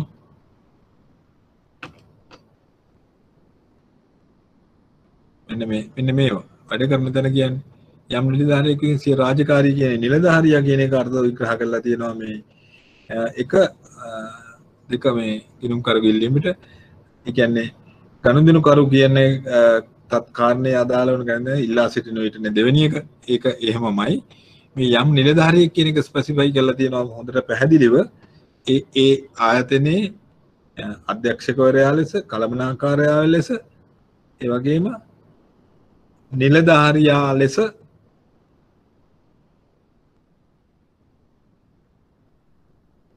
හෝ වෙනත් තැනකගේ කාර්යය ඉටු කිරීම පිණිස ඒ ඕනෑම නිලයක් දරන එක්කෙනෙක් ඒ ආයතනේ අපි තුමු CID එකේ. ඒකේ ඩිරෙක්ටර් කෙනෙක් ආවොත්, ඒකේ කළමනාකාරයෙක් ආවොත්, එහෙම නැත්නම් ඒ කාර්යභාර නිලධාරියෙක් පවරාගත්ත ලියුමක් කරගෙන ආවොත් ඒ දෙන්න වෙනවා අපිට. ඒ වගේම තමයි මෙම පනතේ හෝ වෙනත් ව්‍යවස්ථාවක අනුකූල වෙමින්. අනුකූල වෙමින් කියන එක දැන් ඒවා ස්පෙસિෆයි කරලා තියෙනවා මම යටින් දාලා තියෙනවා. නමුත් අර පනතේ නම ඔක ලියවිලා නැති නිසා ඔයගොල්ලෝ ලියා ගන්න ඕනේ සංශෝධන පනත 2005 අංක 2 දරන බැංකු සංශෝධන පනත යටතේ කියලා. දැන් බැරි වෙලාවත් ඒක විතරක් දුන්නොත් එහෙම මොකද ඔයගොල්ලෝ එකපාර බය වෙනවනේ. දැන් නැත් ඒකයි මම දුන්නේ. දැන් දුන්නොත් එහෙම දැන් මම කියලා දී මේකේ හෑන්ඩ් අවුට් එකේ තියෙන්නේ මේකනේ. ඒක නිසා උතනම ලියා ගන්න සංශෝධන පනත. දැන් 1988 අංක 30 දරන බැංකු පන්තිය 77 වෙනි වගන්තිය අනුව ලංකාවේ ව්‍යවස්ථාපික නීතිය කුමක්ද කියලා උතර ආශ්‍රයතාව ගැන ඔය ටික ලිව්වයි. බැරි වෙලාවක් දුන්නොත් 2005 අංක 2 දරන බැංකු සංශෝධන පනතේ විධිවිධාන අනුව කළ දුන්නොත් ඔයගොල්ලෝ එකපාරට කල්පනා කරනවා අපි මේක දන්නේ නැහැ නේ කියලා. ඒ නිසා සංශෝධන පනත හැමතිස්සෙම ලියා ගන්න. පොඩි පොඩි සංශෝධන තිබුණත් ඒවා ලියා ගන්න ඕන. එතකොට මේ යටතේ මෙන්න මේ කාරණා මේ මම උදාහරණ දීලා තියෙනවා. මෙන්න මේ දේවල් ඒවයත් අපිට දෙන්න පුළුවන්. නීතියෙන් බල කිරීම යටතේ තොරතුරු හෙළිදරව් කිරීම. අපේ රටේ ක්‍රියාත්මක සමහර ව්‍යවස්ථාවන්නේ ඇතුළත් කරේ ප්‍රතිපාදන අනුව බැංකුවක ඇති ගෙනුම් වල තොරතුරු එම බැංකුවට නියෝග නිකුත් කිරීමකට ලබා ගත හැකි වන අතර එවැනි නියෝගයක් එම අවස්ථාවේ බලය ලැබුණු නිලධාරියා විසින් අත්සන් කොට නිකුත් කළ යුතු අතර එවැනි නියෝගයක් ලද බැංකුව අදාළ කිරීම තොරතුරු හෙළිදරව් කළ යුතුයි. ඒ කියන්නේ සාක්ෂි ආඥා පනතේ මුදල් නීති පනතේ 29 පනත ඔන්නේ ඔක්කොම ආදායම් පනත යටතේ විනිමය පාලන යටතේ අපරාධ නඩු විධාන සංග්‍රහය යටතේ සිවිල් නඩු විධාන සංග්‍රහය යටතේ තවත් තියෙනවා මේකට මතක තියාගන්න මේ අලුත් පනතේ හැටියට මේ ටිකත් ලියා ගන්න. ඊට අමතරව ඔතනම ලියාගත්තත් ඔතනම ලියා ගන්න ඕක නැතුව ඇති. නෝට්බුක් එකේ ලියා ගන්න. දැන් ওই ටික තියෙනවානේ. මෙන්න මේ කාරණා ටිකක් ලියා ගන්නකො. 1979 අලුත් පනත ඒවා අංක 48 දරන 1979 අංක 48 දරන ත්‍රස්තවාදයේ වැළැක්වීමේ පනතේ 691 ගාම තිස්සේ වරහන් ඇතුළේ දාන්න 1 691 ඊළඟට තවත් එකක් ලියා ගන්න ඒකටම මේ කණ්ඩායමටම තව ඇඩ් වෙන්න ඕනේ ඒවා 1980 අංක 9 දරන 1980 අංක 9 දරන අල්ලස් සංශෝධන පනතේ දැන් බලන්න ඕවා මම දෙන එකේ තේරුම මේකයි. දැන් ඔයගලන්ට ප්‍රශ්නයක් හදනවා ගැටලු සාගත ප්‍රශ්නයක් මෙහෙම අල්ලස් ගත්තයි කියලා. මේ අල්ලස් ගත්ත පුද්ගලයෙක් ඉන්නවා. දැන් ඔයගොල්ලෝ අල්ලස කියන එක අහලා තියෙනවනේ ඕන තරම් මම අමුතුවෙන් කියන්න දෙන්නේ නැහැනේ. අල්ලස් දෙන එකත් වරදක්, අල්ලස් ලබා ගැනීමත් වරදක් කියලා දන්නවා අපරාධ නඩු විධාන සංග්‍රහය යටතේ, දඬුවම් සංග්‍රහය යටතේ. එතකොට මේ අල්ලස් සම්බන්ධ ප්‍රශ්නයක් ආවොත් එයාගේ බැංක් ස්ටේට්මන්ට් බලන්න පුළුවන් පොලිසියට. ওই වගන්තියන් මොකද්ද? 1980 අංක 9 දරන අල්ලස් සංශෝධන පනතේ 2.1 වගන්තියන්. ඔය 2005 සංශෝධන පනතේ ඉතා වැදගත් වෙන්නේ ඒකයි. තව දේවල් ඇඩ් කරලා තියෙනවා. ඊළඟට දන්නවද ඔයගොල්ලෝ දන්නවද මුදල් විශුද්ධීකරණ පනත කියලා? දැන් අද උදේ නිවුස් වලට කිව්ව එකක් ඔයගොල්ලෝ ඇහුවනම් ඇති මම ඒක ගැන තාම විස්තර දන්නේ නැහැ. අපි විභාගෙට ඉස්සෙල්ලා මේ පනත එලි දැක්කොත් ඒක ඉගෙන ගන්න පුළුවන් වෙයි. අවශ්‍ය වෙනවා. දැන් ඔයගොල්ලෝ දන්නවා මුදල් විශුද්ධීකරණ පනත කියන එක. දැන් මුදල් විශුද්ධීකරණය කියන එක අහලා තියෙනවනේ. අනීතික ලෙස හොයපු මුදල්නේ විශුද්ධීකරණය කියන්නේ. ඒකට වෙනම පාඩමක් තියෙනවා. ඉදිරියට ඉගෙන ගන්න හම්බ වෙයි. අපි හිතමු මත්ද්‍රව්‍ය හරි එහෙම නැත්නම් වෙනත් මත් බීම හරි මොනවා හරි බොහෝ දේවල් තියෙනවනේ අපි පාවිච්චි නොකරන දේවල් මේ රටේ වෙනත් අය පාවිච්චි කරනවානේ බොහොම ආසාවෙන්. ඉතින් අන්නේ දේවල් බොහොම හොර රහසේ කරන්නේ. සාල මුදල් හම්බ වෙනවා. ඒක ටීවී එකේදී ඔයගොල්ලෝ දකින නිසා මම ඒව ගැන විස්තර කරන්න යන්නේ නැහැ. ඉතින් ඒවේ උපයපු මුදල් දැන් අපි හිතමු මොකක් හරි මේ ව්‍යාපාරයෙන් හොයන මුදල් අපිට බැංකුගත කළොත් ඒව සුද්ධ වෙනවා. විශුද්ධීකරණය කියන්නේ ඒකයි. ඒක නීත්‍යානුකූල මනි වෙනවා. ඒක වළක්වන්න මුදල් විශුද්ධිකරණ කියලා පනතක් තියෙනවා. ඒ පනත යටතේ පුළුවන් තොරතුරු ලබා ගන්න රහස්‍යතාව එලි කරන්න සිද්ධ වෙනවා එහෙම එකක්. ඒක නිසා ඒකත් ලියන්න. ඊළඟ 2006 අංක 5 දරන මුදල් විශුද්ධිකරණය වැළැක්වීමේ පනත. විශුද්ධිකරණය වැළැක්වීමේ මුදල් විශුද්ධිකරණ නෙමෙයි පනතේ නම. දැන් ඔක ඉදිරියේදී ඉගෙන ගන්න හම්බ වෙනවා ඔයගොල්ලන්ට. ඒක වෙනම පාඩමක් තියෙනවා මුදල් විශුද්ධිකරණය කියලා. දැනට ඔක ලියා ගන්න. 2006 අංක 5 දරන මුදල් විශුද්ධිකරණය වැළැක්වීමේ පනතේ 12.1 වගන්තිය. මම හැමදාම අප්ඩේට් කර කර තමයි දෙන්නේ මේ නෝට්ස් හොඳට මතක තියාගන්න. මොකද අපි නිතරම රිෆර් කරනවා මේවා නීතිඥයෝ හැටියට අපි කරන්න ඕනේ නේ. පරණ නෝට්ස් බලලා පරණ නෝට්ස් බලන්නත් යන්න එපා. ඊළඟට තියෙනවා ඒ වගේම මූල්‍ය ගනුදෙනු වාර්තා කිරීමේ පන්ද කියලාත් එකක් තියෙනවා. එහෙනම් බාරම දෙනවා විභාගෙට දැන්. ඔව්. අහන්න. පොඩ්ඩක් කියන්න පුළුවන්ද? ඒ රහස්‍යතාව හරිය වැදගත්. හැමදාම විභාගෙට එනවා. මොකද්ද මේ ප්‍රශ්නේ? 2006 අංක 5 දරන මොකද්ද ඔයගේ නම මොකද්ද? ඉස්සෙල්ලා කියන්නේ. නිසංසලා. නිසංසලා. නිසංසලා කියන්නකෝ. ඒක ඉතින් පනතේ කීවෙනි වගන්තියද කියලා පොඩ්ඩක් කියන්න. ඔව් නිසංසලා මේකයි. 2006 අංක 5 දරන මුදල් විශුද්ධිකරණය වැළැක්වීමේ පනතේ 12.1 වගන්තිය. දැන් මේ පනත් ගැන බය වෙන්න එපා. මේ වෙනම පාඩමක් අපි උගන්වනවා. හැබැයි ඔක ලියා ගන්න දැන්. මොකද රහස්‍යතාවයේ ඒ පනත යටතේ යම්කිසි වරදක් කරලා තියෙනවා නම් ඒ කියන්නේ හොර සල්ලි අරම මේව ළඟ තියාගෙන ඉඳලා දැන් ආණ්ඩුව ඉදිරියේදී පනතක් ගේන්න යනවා කියලා මම මේ නිවුස් වලට ඇහුවේ මේ එහෙම හංගගෙන ඉන්න සල්ලි දාන්න කියලා. ඒවට මුකුත් කරන්නේ නැහැ කියන පනතක් ගේනවලු. ඒක මම හරියට දන්නේ නැති නිසා විස්තර කියන්න යන්නේ නැහැ. මේ නිවුස් වලට පොඩ්ඩක් කිව්වා යන්තම් ඇහුණා මට උදේ. ඔයගොල්ලෝ තහන්නකෝ බලන්න.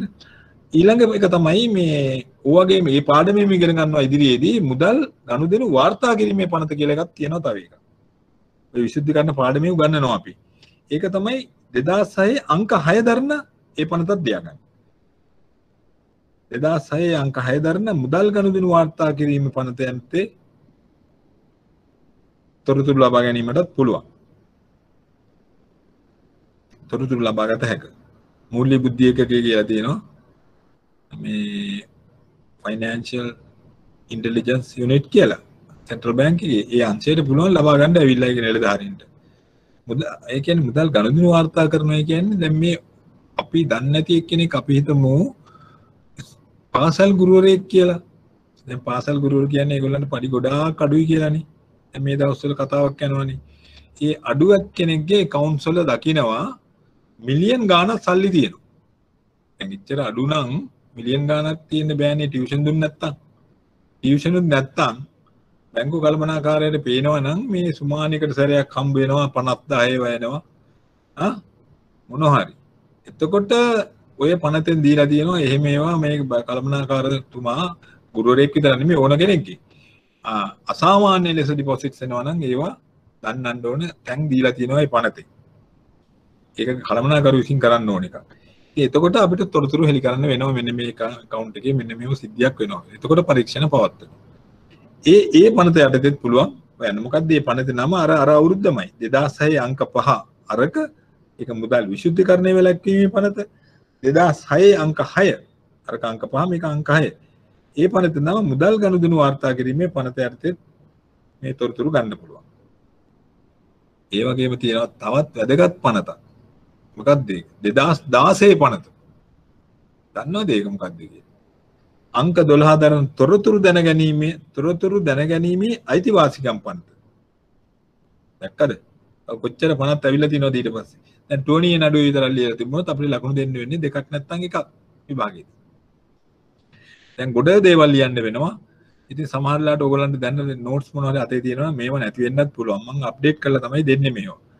එතකොට ඒක ලියා ගන්න 2016 අංක 12 දරන තොරතුරු දැනගැනීමේ අයිතිවාසිකම් පනතේ 5.1 වගන්තියන්. මොකක්ද මේ පනත? 2016 අංක 12 දරන තොරතුරු දැනගැනීමේ අයිතිවාසිකම් පනතේ 5.1 වගන්තිය අනුවත් තොරතුරු ලබා ගන්න පුළුවන්. දැන් ඔයගලන්ට පේනවා මේ සංශෝධනත් එක්ක රහස්‍යතාවය පිළිබඳ විශාල දේවල් ටිකක් දැන් රජයට පුළුවන් හොයන්න. ඉතින් අපි ටුවනිය නඩුවට විතරක් සීමා වෙලා ඉන්න බෑ. අන්න ඒක නිසා තමයි මා කියන්නේ මේකෙදී ඉතා වැදගත් කියලා මේ රහස්‍යතාවය සම්බන්ධව සියලු දේවල් අපි බැංක් එම්ප්ලොයිස්ලා විදියට බලා සියලු දෙනාම හොඳින් තේරුම් ගන්න ඕනේ. මොකද මේක මේ තේරුම් ගැනීම අවශ්‍ය වෙන්නේ අපි බැංකුවට සේවය කරනවත් වගේම ගනුදෙනුකරුවන්ටත් අපේ හොඳ සේවයක් ඉෂ්ට සිද්ධ වෙන්න ඕනේ. හැබැයි ගනුදෙනුකරුවන් වංචාකාරී පුද්ගලයන් නම් ඒ බවත් දැනුම් දෙන්න ඕනේ. මොකද රට වෙනුවෙනුත් බැංකුව වෙනුවෙනුත් අනිත් ගනුදෙනුකරුවන් වෙනුවෙනුත් අවශ්‍යයි. මොකද වංචාකාරී පුද්ගලයන් ගැන ඒක නීතියෙම දීලා තියෙනවා අපි දැනුම් දිය යුතුයි කියන එක. එහෙම නොදුන්නොත් ඒ බැංකුවේ කළමනාකාර මහත්මයාටත් සහ අනිත් ඒ අදාළ නිලධාරීන්ට අර්ධ පැට වෙනවා. හොඳින් මතක තියාගන්න ඒක. ඒක ඉතා වැදගත් වෙනවා. හැබැයි ඉතින් ඒකට අතපුච්ච ගන්න අවශ්‍ය වෙන්නේ නැහැ. ඒවා ඔය හැම දෙයක්ම කරන්න ක්‍රම තියෙනවා. ඒ ට්‍රේනින් ප්‍රෝග්‍රෑම්ස් වලදී ඔයගොල්ලන්ට හම්බෙයි ඒවා. ඒ ගැන කරන්නේ කොහොමද කියන එක. ඒතකොට දැන් පැහැදිලි මම හිතන්නේ රහස්‍යතාවය කියන එක. එතකොට අපි දැන් මෙතෙන්දී කිව්ව කාරණා ටික තමයි මේ මොනවද මේ කතා කරලා මෙච්චර වෙලා මේ රහස්‍යතාවයටයි මම මෙච්චර වෙලා ගත්තේ. මේක අනිවාර්යෙන් ලැබෙන ප්‍රශ්නයක් නිසා. ඒ වගේම මේ බැංකුකරු සහ ගනුදෙනුකරුගේ යුතුයකම් සහ අයිතිවාසිකම්නේ අපි මේ ගම්‍යමාන යුතුයකම්නේ implied obligation අයිතිවාසිකම් කිව්වත් ඒ ඕන එකක් හරි. එතකොට මේ රහස්‍යතාවය කියන මාතෘකාව තමයි අපි මෙතෙන්දී ගත්තේ. ඒතර ඕකට වෙන වචනයක් කියනවා නම් ඒක නෝට්බුක් එකේ ලියන්න ටුවනිය රීතිය යනුවෙන් අදහස් වෙන්නේ කොහොමද කිව්වොත් ඔයගොල්ලෝ අර ටුවනිය නඩුවේ තියෙන කාරණා හතර ලියලා ඒ ටික ලියුවා නම් ඒකට ප්‍රමාණවත් වෙනවා. පොඩ්ඩක් ඉතින් ඔය 77 වෙනි වගන්තිය ගැනත් කියන්න. නමුත් ශ්‍රී ලංකාවේ මේ ටුවනිය රීතිය මෙහෙම වුණත් ඊටත් වඩා මේක පුළුල් වෙලා තියෙනවා කියලා. මොනවාක්වත් නොලියන්න එපා. අර ටික විතරක් ලියලා නමුත් ඒක වඩා ඕගොල්ලන්ගේ සුරක්ෂිතභාවයට හොඳයි. මේ ප්‍රශ්නෙට උත්තරේ හැටියට. හරි. දැන් ඊළඟට අපි ගන්න ඕනේ ඊළඟ එක තමයි මේ රහස්‍යතාවය වගේම දැන් ඔයගොල්ලන් අනිත් එක ඔයගොල්ලන් කියව ගන්න පුළුවන් මෙතෙන්දී. මම මේකේ විස්තර වශයෙන් කියපු ටික දැන් මේ ඉදිරියේදී බැංකුවේ යහපත හෙළිදරව් කිරීම මම මෙයා මෙතෙන්දී කියවනවට වඩා හොඳයි. තාටි උගන්නන එක. මේ ප්‍රකාශිතෝ ගම්‍යමාන බලය කියන එක කියවලා බලන්න මේ කියවපුවම තමයි මම මෙච්චරලා කියවපුවම තමයි ඕක තියෙන්නේ. මේ තියෙන්නේ මම ඒක ඕනනම් ගන්නම් ගම්‍යමාන බලය කියන්නේ මොකද්ද කියලා. ගනුදෙනුකරු තම ගිණුමේ තුරුතුරු යම් නිශ්චිත පුද්ගලයන් නිකුත් කරන ලෙස උපදෙස් දී ඇතනම් එවැනි අවස්ථාවකදී බැංකුවට එම නිශ්චිත පුද්ගලයන් තොරතුරු හෙළිදරව් කරනු ලැබිය හැකියි. මම කියවනේ එවැනි අවස්ථාවකදී ගනුදෙනුකරුන්ගේ සඳහා ලිඛිත උපදෙස් ලබා ගැනීම වඩාත් උපදෙස්. අන්න ඒක තමයි මට මෙතෙන්දී highlight කරන්න ඕනේ. දැන් ගනුදෙනුකරුවෙක් SMS එකක් එවුවොත් ඉතින් අපිට එහෙම නැත්නම් ඊමේල් එකක් කිව්වොත් දැන් ලිඛිත හැටියට අපිට ඒක සේව් කරලා තියාගන්න පුළුවන්. පස්සේ නෑ කියන්න බෑනේ. අද ඒක තාක්ෂණික පැත්තට දියුණු වෙලා. නමුත් ඉස්සෙල්ලා නම් අපිට ලිඛිත ලියුමක් ඉල්ලනවා. හැබැයි ටෙලිෆෝන් කෝල් එකක් විතරක් දුන්නොත් ඕල්ල හෙලි කරන්න යන්න එපා. ඉන් රයිටින් ඉල්ල ගන්න එහෙම නැත්නම් අඩු ගන්න ඊමේල් එකක් ගෙන්න ගන්න. එයාගේ ඒවා සේව් කරලා තියාගන්න ඕනේ. print එකකුත් අරන් තියාගත්තත් වරදක් නෑ. ඒක අවශ්‍ය වෙනවා. නිශ්චිත උපදේශ ඇතුළත් තියෙදී උපදේශ ඉතා පැහැදිලි වෙන්න ඕනේ. ආවට ගියාට වේක් වෙන්න බෑ. ආවට ගියාට වෙන්න බෑ. මොකද හේතුව ගනුදෙනුකරුවන් සිය ගණකාධිකාරිවලට ඉගෙන ගන්න තොරතුරු හෙළිදරව් කරන ලෙස උපදෙස් දෙන අවස්ථා මේ උදාහරණ වශයෙන් දැක්විය හැකියි. ඒතකොට සමහරවිට එයා ගෙනුම් දෙන්න කියනවා ගණකාධිපතිතුමාට එහෙම නැත්නම් එයාගේ කවුන්ටන්ට් දෙන්න කියන අවස්ථා තියෙනවා. ඉතින් එතකොට එයාගේ ලිඛිත අවසරය අවශ්‍යයි. නැත්නම් පස්සේ නැති ප්‍රශ්න ඇති වෙනවා. හරි. දැන් අපි ගන්න ඕනේ මේ අපි බැංකුකරු විසින් ගිණුම සමාප්ත කිරීම අපි බැංකුකරුගේ පැත්ත විතරක් කියලා ඒක ඉවර කරලා මෙමු. බැංකුකරුගේ පැත්ත සමාප්ත කිරීම. ඒක ඒ විදිහට තමයි මේක යන්නේ. ඔව්.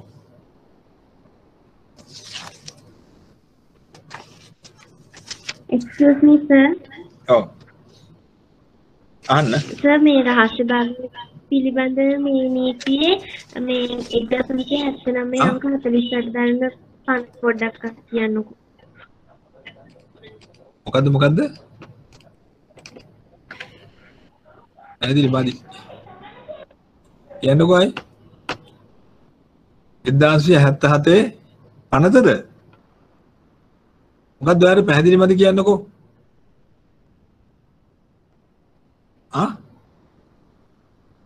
77 පනතේ 77 වෙනි වගන්තිය ගැන කිව්වා. ඒකේ සංශෝධනයක් තියෙනවානේ 2005 අංක දෙක දරන බැංකු සංශෝධන පනතකුත් තියෙනවා. ඒවැ කිව්ව ටික තමයි මම අර කිව්වේ ඔබ තියෙන දේවල් වලට අමතරව. හරිද? දැන් පැහැදිලිනේ? හරි සර්. ඔව්. දැන්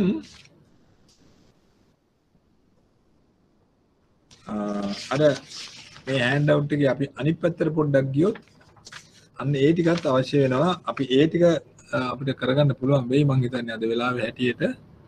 මෙන්න මේ ටික. දැන් අපි සමාප්ත කිරීම අන්තිමට කරමු. මේ හතරවෙනි කාරණේ. දැන් අපි එක ගැන ප්‍රශ්නයක් නැහැ, දෙක ගැන ප්‍රශ්නයක් නැහැ, තුන රහස්‍යතාවය පුළුවන්. සම්බන්ධතාවයේ සමාප්ත කිරීම පිළ සාධාරණ කාලයක දැනුම් දීම. ඒක මං අන්තිමටම කරන්නම්. මෙන්න මේක කරලෙමු. ගනුදෙනු කරක පැත්තෙන් වංචනික කටයුතු වලට ඉඩ නොලැබෙන පරිදි චෙක්පත් අනගිරීම. දැන් ඔයගොල්ලෝ නෝට්බුක් එකේ දාගන්න පොඩ්ඩක් ගනුදෙනු කරුගේ ගම්මෙමාන යුතුයකම් කියලා. හරිද? මේ වංචනික කටයුතු කියන්නේ මොනවද කියන එක දැනගන්න ඕනේ හොඳින්. වංචනික කටයුතු. මම අර දෙකේ ඉලක්කම ලියලා පෙන්නුවේ. ඔන්න ඔය නඩු තීන්දුව ඉතාමත් වැදගත් වෙනවා ඔතෙන්දී. මේ ගනුදෙනු කරු සම්බන්ධව තියෙන දේවල් වලදී. මේ මොනවද මේ වංචනික කටයුතු කියන්නේ? දැන් මොකද ඉතාම වැදගත් කේස් එකක් තියෙනවා. අන්න ඒක තමයි මම මේ වැදගත් කියලා මෙතෙන්දි කියන්නේ.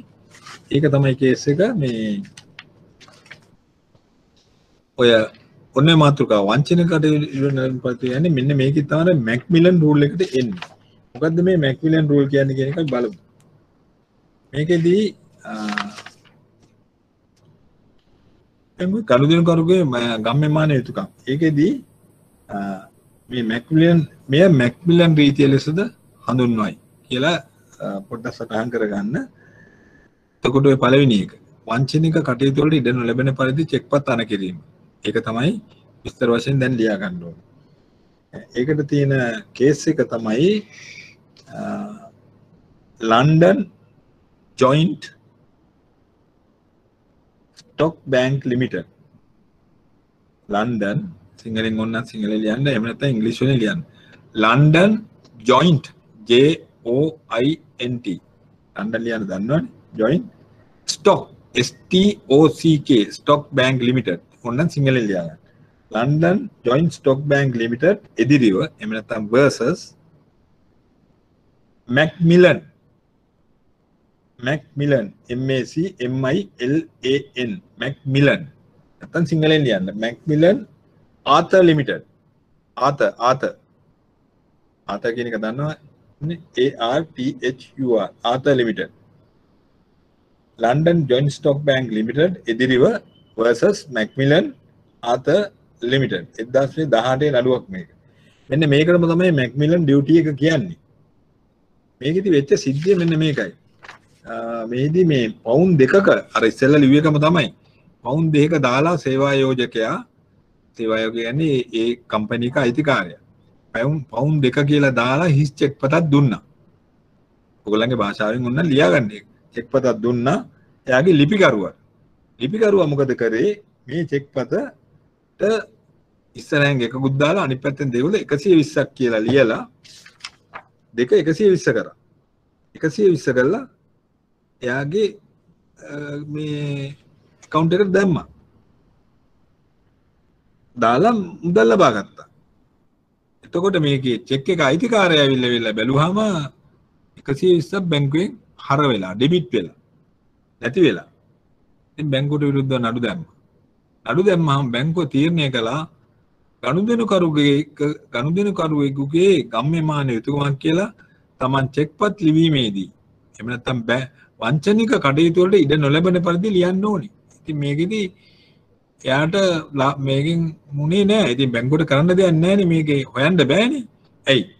එයා චෙක් එකක් අරගෙන මේ වගේ චෙක් පතක් අරගෙන චෙක් පත මෙයා මම ඉස්සෙල්ලා පෙන්නුවේ. දැන් මේක චෙක් එකක් කියලා හිතන්නකෝ.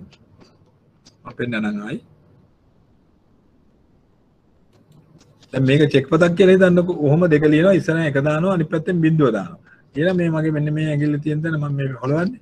අන්න එතන අස්සම් කරනවා. අස්සම් කළා ඉවරලා මේ බැංකුවට ගිහලා දාගන්න. මොකද්ද වෙන්නේ? එතකොට බැංකුව මේක හොර චෙක් කියන්නේ නෙමෙයි. අරයාගේ අස්සනක් තියෙනවා 120 pounds කියලා දැම්ම ගිහිල්ලා සල්ලි ගත්තා. ඒක වංචනික දෙයක් පතක්. එයා අරයා වංචාවක් කරයි කියලා ඉතින් බැංකුවට හොයන්නත් බෑ. හැබැයි ඉතින් අරයා වංචාවට වැඩි කරුවලා එයාට ඒ ක්‍රියාදාමයේ සිද්ධ වෙන්න ඇති. හැබැයි බැංකුව ගෙව්වේ නැහැ. මෙන්න මේකට කියනවා මැක්මිලන් රීතිය කියලා. අන්න ඒක තමයි ඊළඟ වැදගත් කාරණේ. මේ වැදගත් රීතීන් දෙකක් මම කියලා දුන්නා. දැන් මතකයි.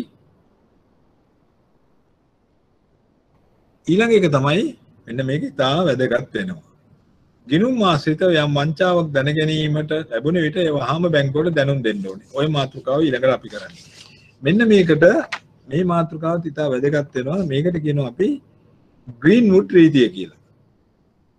ග්‍රීන්වුඩ් රීතිය. මේ ග්‍රීන්වුඩ් රීතිය ලෙසද හඳුන්වයි. මොකද්ද ওই මාතෘකාව ලියලා? මොකද්ද මාතෘකාව? වංචාවක් ගැන ගනුදෙනු කරු දන්නේ නම්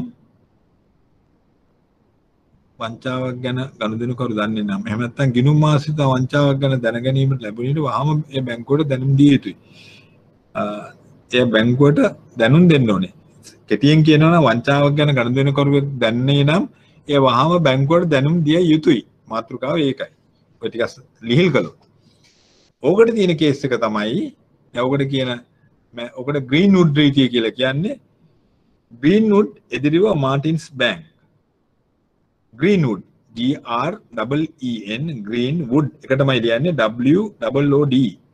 ග්‍රීන්වුඩ් එදිරිව මාටින්ස් බැංක් MARTINS මාටින්ස් බැංක් 1933 මේ නඩුව තීන්දුවනේ. මේ ඔක්කොම ඉංග්‍රීසි නඩු. මේකට කියනවා ග්‍රීන්වුඩ් රීතිය කියලා හඳුන්වනවා. දැන් මේකෙත් මේ කේස් එක හරීම අමතක නොවන කේස් එකක් ඒක. දැන් ඔයගොල්ලන් ටෝනි රීතිය මතකයි. ඔයගොල්ලන් ප්‍රශ්න පත්‍ර බලන්න ওই විදිහටම තියෙනවා. ටෝනි රීතිය යනු කුමක්ද? එහෙම නැත්නම් ඊළඟට දැන් අපි කිව්වා මැක්මිලන් රීතිය යනු කුමක්ද? දැන් ග්‍රීන්වුඩ් රීතිය. මේ ග්‍රීන්වුඩ් රීතියද කිව්වේ මේ උනේ මේකයි. දැන් මේ ග්‍රීන්වුඩ් මහත්මයාට තිබුණා account එකක්. ඒ කියන්නේ යාගේ ජොයින්ට් account එකක් තිබුණේ යාගේ නෝනත් එක්ක. ග්‍රීන්වුඩ් නෝනත් එක්ක තමයි මේ account එක තිබුණේ. ඉතින් මේ account එකට සල්ලි තියෙනකොට මේ නෝනා අර යාගේ මහත්තයා නැති වෙලාවට ගෙදරින් මේ චෙක්පත් කීපයක් අරගෙන කීපයක් නෙමෙයි චෙක්පත් බර ගන්න සැරින් සැරේ බැංකුවට මහත්තයාගේ අස්සන මෙයා හොරෙන් ගහනවා. දෙන්නම අස්සම් කරන්න ඕනේ චෙක් එකද තමයි තිබුණේ. නමුත් මහත්තයාගේ අස්සන මෙයා ගහනවා. ගහලා ඉවරලා චෙක් එක කැෂ් කරගන්නවා. ඉතින් මේකෙදි කේස් රිපෝට් එකේ තිබුණා එයාගේ පවුලේ අයට දෙන්න කියලා තියෙනවා. තවත් දුරටත් තිබුණා මේ නෝනා සූදුවටත් යනවලු. මේ එංගලන්තේ ලංකාවේ නෙමෙයි ඈ. මේ ලංකාවේ තියෙන හොමේ තියෙන ඕන තරම්. ඉතින් ඒ එංගලන්තේ වෙච්ච දෙයක්. ඉතින් මේක වරින් වර කියලා. ඉතින් මේ හැබැයි බැංකුවේ දාලා තේරුණාලු මේ මහත්තයාගේ අස්සන මේ වෙනසක් තියෙනවා කියලා.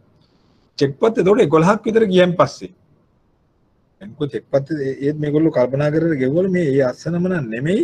ඉතින් අනිත් account එක තියෙනවනේ කවුරුත් හිතන්නේ නැහනේ මහත්තයාගේ දේවල් නෝන හොරෙන් ගන්නවයි කියලා. සාමාන්‍යයෙන් සිද්ධ වෙන්නේ නැහනේ. සාමාන්‍යයෙන් මහත්තයා දැන් පර්ස් එකක් ගෙදර තිබුණොත් තමුගේ මහත්තයාගෙන් එයාට කියන්නේ තු සල්ලි ගන්න සිරිතක් නැහනේ ලා කවුරුවක් ගන්න ඕන කෙනෙක්. එහෙම ගන්න අය ඉන්නවද දන්නේ නැහැ. නෝනගේ හෑන්ඩ් බෑග් එකෙන් සල්ලි ගන්න නැහනේ මහත්තයා කවදාවත්. මම හිතන්නේ. ඉතින් එයාට කියලා මිසක්. ඉතින් හැබැයි එහෙම ගන්න මහතුරු ඉන්නවද කියලා අපි දන්නේ නැහැ. ඉතින් එතකොට කොහොම හරි මේ සිද්ධිය වෙලා තියෙනවා. ඉතින් එංගලන්තෙත් වෙලා තියෙනවනේ. දන්නේ නැහැ කියන්නේ. එතකොට මේකෙදී වෙච්ච සිද්ධිය අන්න ඒකයි ප්‍රධානම සිද්ධිය. දැන් ওই කතාවල් මතක තියාගන්න ඕන. නිකම් මතක හිටියේ. ඉතින් එතකොට මේක බැංකුව කිව්වා මෙන්න මේ අස්සන වැරදි මිස්ටර් ග්‍රීන්වුඩ්. මේ ඔයාගේ අස්සනද කියලා අහලා තියෙනවා. ග්‍රීන්වුඩ් මහත්තයා කියලා තියෙනවා. නෑ ඔය මගේ අස්සන තමයි. දැන් කවදාවත් නෝනව සවුත් කරන්නේ නැහනේ නියම මහත්තයෙක්. ඉතින් මොකද කරේ? මේක ඕව මගේ අස්සන තමයි මේ ප්‍රශ්නයක් නැහැ මේ මම පොඩ්ඩක් මේ මොනවද මේ මම පාටියකට ගිය වෙලාවේ මම කලබලෙන් ඕවා ලියන්නේ. ඉතින් ඒක නිසා මේ එහෙම කියලා ඉතින් පාටියකට ගියාම අයිය අස්සන් වෙනස් වෙන්නේ කියන එකත් ඕගොල්ලෝ දන්නවනේ ඇයි කියලා. ඉතින් එතකොට ඒ වගේ මෙහෙමයි කියලා කියනවා. මේ කලබලෙන් ලියපුවා ඉන්න ගණන් ගන්න එපා කියලා කියනවා. බැංකුවට ඉතින් එයා පිළිගන්නව නම් ඒ අස්සන වැර එදපාර කියලා දෙනවා. එහෙමනම් මේ අස්සන දැන් වෙනස් වෙනවා නම් අලුත් අස්සනක් ඔයා සිග්නේචර් කාඩ් එක අස්සම් කරලා එහෙම නැත්නම් ඒක දීලා තියන්න බැංකුවට අපිට ප්‍රශ්නයක් නැහැ කියලා. හැබැයි මෙයා දන්න වැඩේ. කවුද මහත්තයා? මහත්තයා ඇවිල්ලා මෙයාගෙන් ඇහුවා. ඊට පස්සේ නෝනා පිළිගත්තා මම මෙන්න මේ හදිසියකට ගත්තා මේ වැඩක් කරා. හැබැයි තරේ අවවාද කරා. ඊට පස්සේ ඔය වැඩේ කරන්න එපා මම කැමති නැහැ. මේ ඔයාලට ඕන නම් සල්ලි ඉල්ලන්න මම දෙනවනේ කියලා මහත්තයා නෝනාට කිව්වා. පස්සේ නෝනා අනේ මම එහෙම කරන්නේ නැහැ. අඬලා ඇපිලා ඔක්කොම කළා. ඉතින් නෝනලා එහෙමනේ කළා ඔක්කොම කළා මේ කරන්නේ නැහැ කිව්වා. පස්සේ මොකද උනේ? ඒක තමයි වැදගත්ම කාරණේ. එහෙම පොරොන්දු වෙලා 200ම පොරොන්දු වෙලා මේ මහත්තයා ආයෙ ඉතින් ඕක මේ ලොක් කරන්න ගියේ නෑ. ඉතින් දැන් ෂුවර් නේ නෝනා. ඊට පස්සේ කරපු දේ ආයෙ තව දවස් කිහිපයක් ටික දවසක් ගියන් පස්සේ ආයෙ තියෙනවා මේ account එකේ ලොකු අඩුවීමක්. මහත්තයාට පේනවා. මහත්තයා ආයෙ බැලුවා. බලනකොට ආයෙ වැඩේ වෙලා. ආයෙ මෙයා හොරෙන් අරගෙන චෙක් දෙක තුනක් ලියලා. ඒ පාර මෙයාට හොඳටම කේන්ති ගියා මහත්තයා ගෙදර ඇවිල්ලා නෝනාට කිව්වා මං මේක ගිහලා කියනවා නම. ඔයා මේ මගේ චෙක් පොත හොරෙන් ගත්තා කියලා. ඉතින් මේ ලංකාව වගේ නෙමෙයි ලංකාවේ වුණත් ඒක තියෙනවනේ. බැංකුවට ගිහලා කියනවා කිව්වා මෙයාට හරියට බය වුණා. අනේ බැංකුවට නම් කියන්න එපා මට ආයෙ යන්න බෑ. ඒ කියන්නේ ඒ සමාජ තත්ත්වයේ හැටියට ඒක ගොඩාක් ලැජ්ජා තියාට මේ අපේ රටවල් වල නම් ඉතින් ඕන කරන් ඊට වඩා ලැජ්ජා තිය වෙනවා. දැන් අහනවනේ නිවුස් එකේ. ඉතින් ඊට පස්සේ මේ ගිහිල්ලා වෙලා කියලා මෙයා පොරොන්දු වුණා. නෑ මං කියනවා මේ කියලා අයියෙන් සැර කරලා එයා දොට්ට බැලලා යන්න ගියා. හොඳටම කේන්ති ගිහිල්ලා මහත්තයාට. බැංකුවට කියනවා කියලා තමයි ගියේ. අන්තිමේදී ටික වෙලාවක් එයා බැංකුවට ගියේ නෑ. ඔය අතුරු කේන්ති ගත්තට එහෙම ටිකක් ඉතින් එළියට බෑලා කරගිලා ඔය පොඩ්ඩක් ඇවිදලා පැය දෙකකට ඊට පස්සේ ඇවිල්ලා තියෙනවා ගෙදර. එනකොට නෝනා එල්ලිලා මැරිලා. ඇයි එයා ඒක බය කරලාමනේ ගියේ. ඒ ගොඩක් දේවල් අපිට ඉගෙන ගන්න දේවලුත් තියෙනවා. ඉතින් එතකොට මෙයා එල්ලිලා මැරිලා තියෙනවා සියදිවි හානි කරගෙන. මේ කේස් රිපෝට් එකේ තියෙන්නේ මේක තමයි හේතුව කියලා. ඉතින් දැන් අපේ රටේ සියදිවි හානි කරන එකෙන් මම ඊයේ නිවුස් වල දැවුවා ලංකාව ඒෂියාවල පළවෙනි ස්ථානයේ ඉන්නේ. මට පුදුම හිතුණා. හිතලා බලන්න. ඊට වැඩි දෙයක් නැද්ද අපිට කරන්න? මේ සියදිවි හානි කරගන්නේ මොකටද? එච්චර දේවල් අපිට හිත ගන්න පුළුවන්ද? ඉතින් එතකොට ඒව හිතන්නේ නැති මේ මිනිත්තු ගානක වැඩක් නේ. ඉතින් බලන්න දැන් මේ කේස් එකේදීත් අපිට පේන්නේ මේ නෝනා සියදිවි හානි කරලා තරම් මහත්තයා ගියේ නැහැ. නමුත් අරගේ මනස ක්‍රියා කරපෙති. මනස පාලනය කළා නැහැ, දමනය කළා නැහැ. අන්න ඒක හේතුව. ඉවසන්න බෑ. ඉතින් මෙයා මොකද කරේ? ඊට පස්සේ ඉතින් ඒ කතාව එහෙම ගියා. දැන් ඔන්න ඒ කටයුතු ඔක්කොම වෙන්නේ නැහැ. මහත්තයා ගිහිල්ලා නඩු දැම්මා උසා මේ අරගෙන ඉල්ලුවා. ඕගොල්ලෝ මේ හොර චෙක් වලට ගෙවලා තියෙනවා. මට දැන් සල්ලි දෙන්න කියලා. ආගෙන් දිල්ලුවේ බැංකුවේ. බැංකුව නඩුවට රෙස්පොන්ඩ් කරා. බැංකුවට කියලා කිව්වා අපි 7-5ක්වත් ගෙවන්න බෑ ඔයාට. මොකද හේතුව ඔයා පිළිගත්ත එකපාරක් මේ තමුන්ගේ අස්සන කියලා. ඒක නිසා ප්‍රතිබන්ධනය එස්ටොපල් කියන සිද්ධාන්තයට අහු වෙනවා.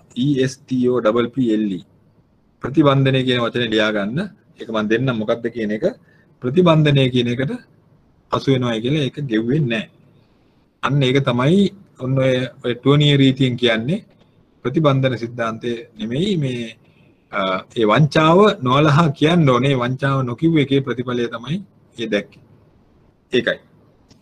දැන් පැහැදිලි දෙයක. අන්න ඒකට තමයි ප්‍රතිබන්ධනය කියන්නේ. සමහරවල් විභාගයේදී අහලා තියෙනවා ප්‍රතිබන්ධනය යනු කොහොමද කියලා. ඉතින් principle of estoppel කියන එක ඔය අර්ථයෙන්ම ලියාගත්තා නම් වඩාත් හොඳයි. මම ඒකට පොඩ්ඩක් දෙන්නම් තව විනාඩි 8ක් විතර තියෙන නිසා.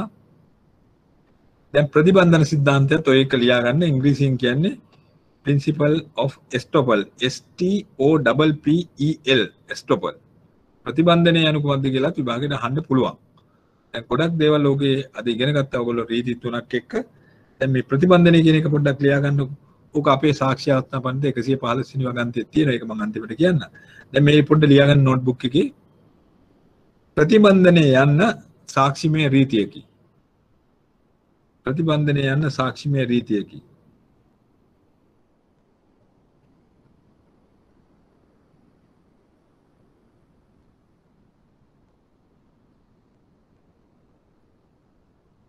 ඒ සාධාරණත්වය එය ඉංග්‍රීසි නීතියේ සාධාරණත්වය යන්න ඒ සාධා ඉක්විටි ප්‍රින්සිපල් මම එදා කිව්වේ සාධාරණත්වය කියලා එකක් කිව්වනේ නීති මූලාශ්‍ර කරනකොට ඒ ඉංග්‍රීසි නීතියේ සාධාරණත්වය ඉක්විටි ප්‍රින්සිපල් සාධාරණත්වය කියන්නේ යන නීති සිද්ධාන්තය යටතේ බිහි වුණකි. මේ අදහස මේකයි නීති සිද්ධාන්තය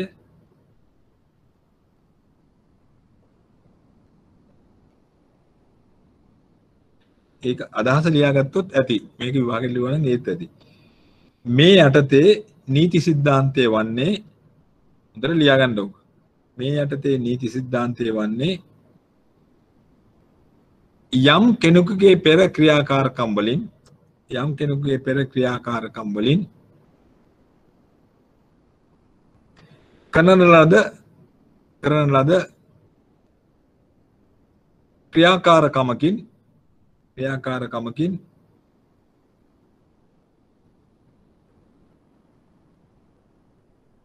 පසු අවස්ථාවකදී එසේ කළ බව පිළි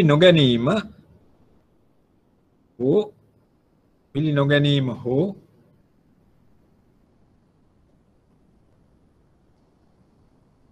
අත්හැරීම පසු අවස්ථාවක කළ නොහැක යන්නයි.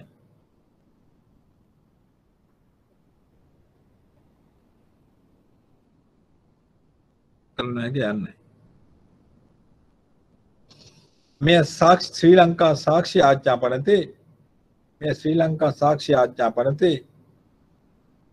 115 වන වගන්තියේද දක්වා ඇත.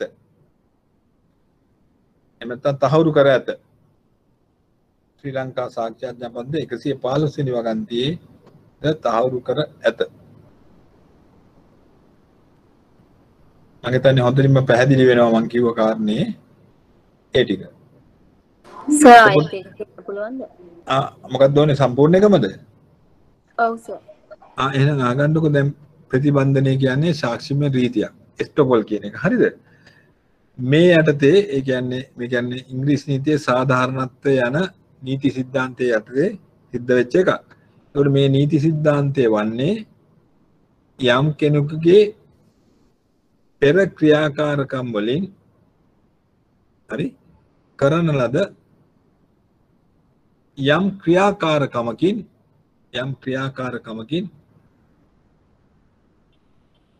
පසු අවස්ථාවකදී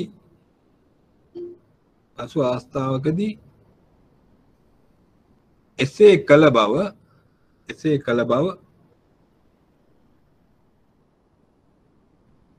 පිළි නොගැනීම හෝ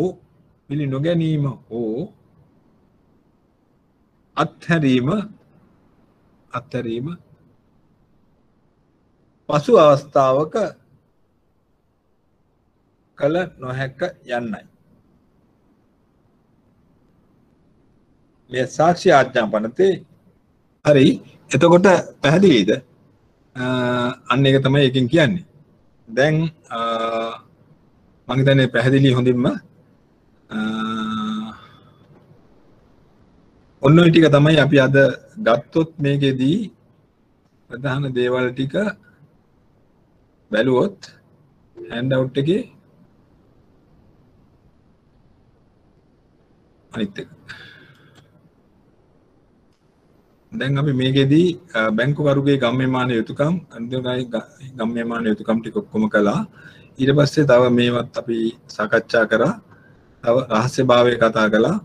දැන් ඉතාමත් වැදගත් මේවා තුනක් අපි කතා කළා. මොනවද ඒ තුන? විශේෂයෙන්ම ටෝනිය රීතිය, ඒ වගේම මැක්මිලන් රීතිය, ඒ වගේම මේ ග්‍රීන්වුඩ් රීතිය. ඉතින් ওই රීති තුනයි තව මේකේ කොටස් වර්ගයක් තියෙනවා. ඔයාලට ඉතා වැදගත් කොටස් තුනක් අපි අනිත්දා ඉරිදට සාකච්ඡා කරන්න මම බලාපොරොත්තු වෙනවා. ඒ ටික අපි ඉවර කරලා එතකොට මේ පාඩම ඉවර කර හැකි. මේ ටික හොඳටම දැනගන්න ඕනේ විශේෂයෙන්ම මේ මොනවද බැංකු නීතිය ඉතුරු කොටස් ඉගෙන ගන්න. ඒක නිසා මේක හැම කෙනාම අදාපු නැති අය ඔයගලගේ යාළුවන්ටත් මේක ෂෙයා කරන්න මේ ටික කරා කියලා. ඒගොල්ලෝ බලයි මේක ඉතින් බලන්න පුළුවන් නේ. නැවතත් මේ ලෙක්චර් එක අහගන්න පුළුවන් වෙයි. ඒක නිසා ඒ ටික මේව කරගන්න. ඉරිදා අපි ඉතුරු ටික මේකේ කන්ටිනියුේෂන් එක තියෙනවා. ඉරිදා 3:00 මාට නැවත හමු වෙමු. Thank you.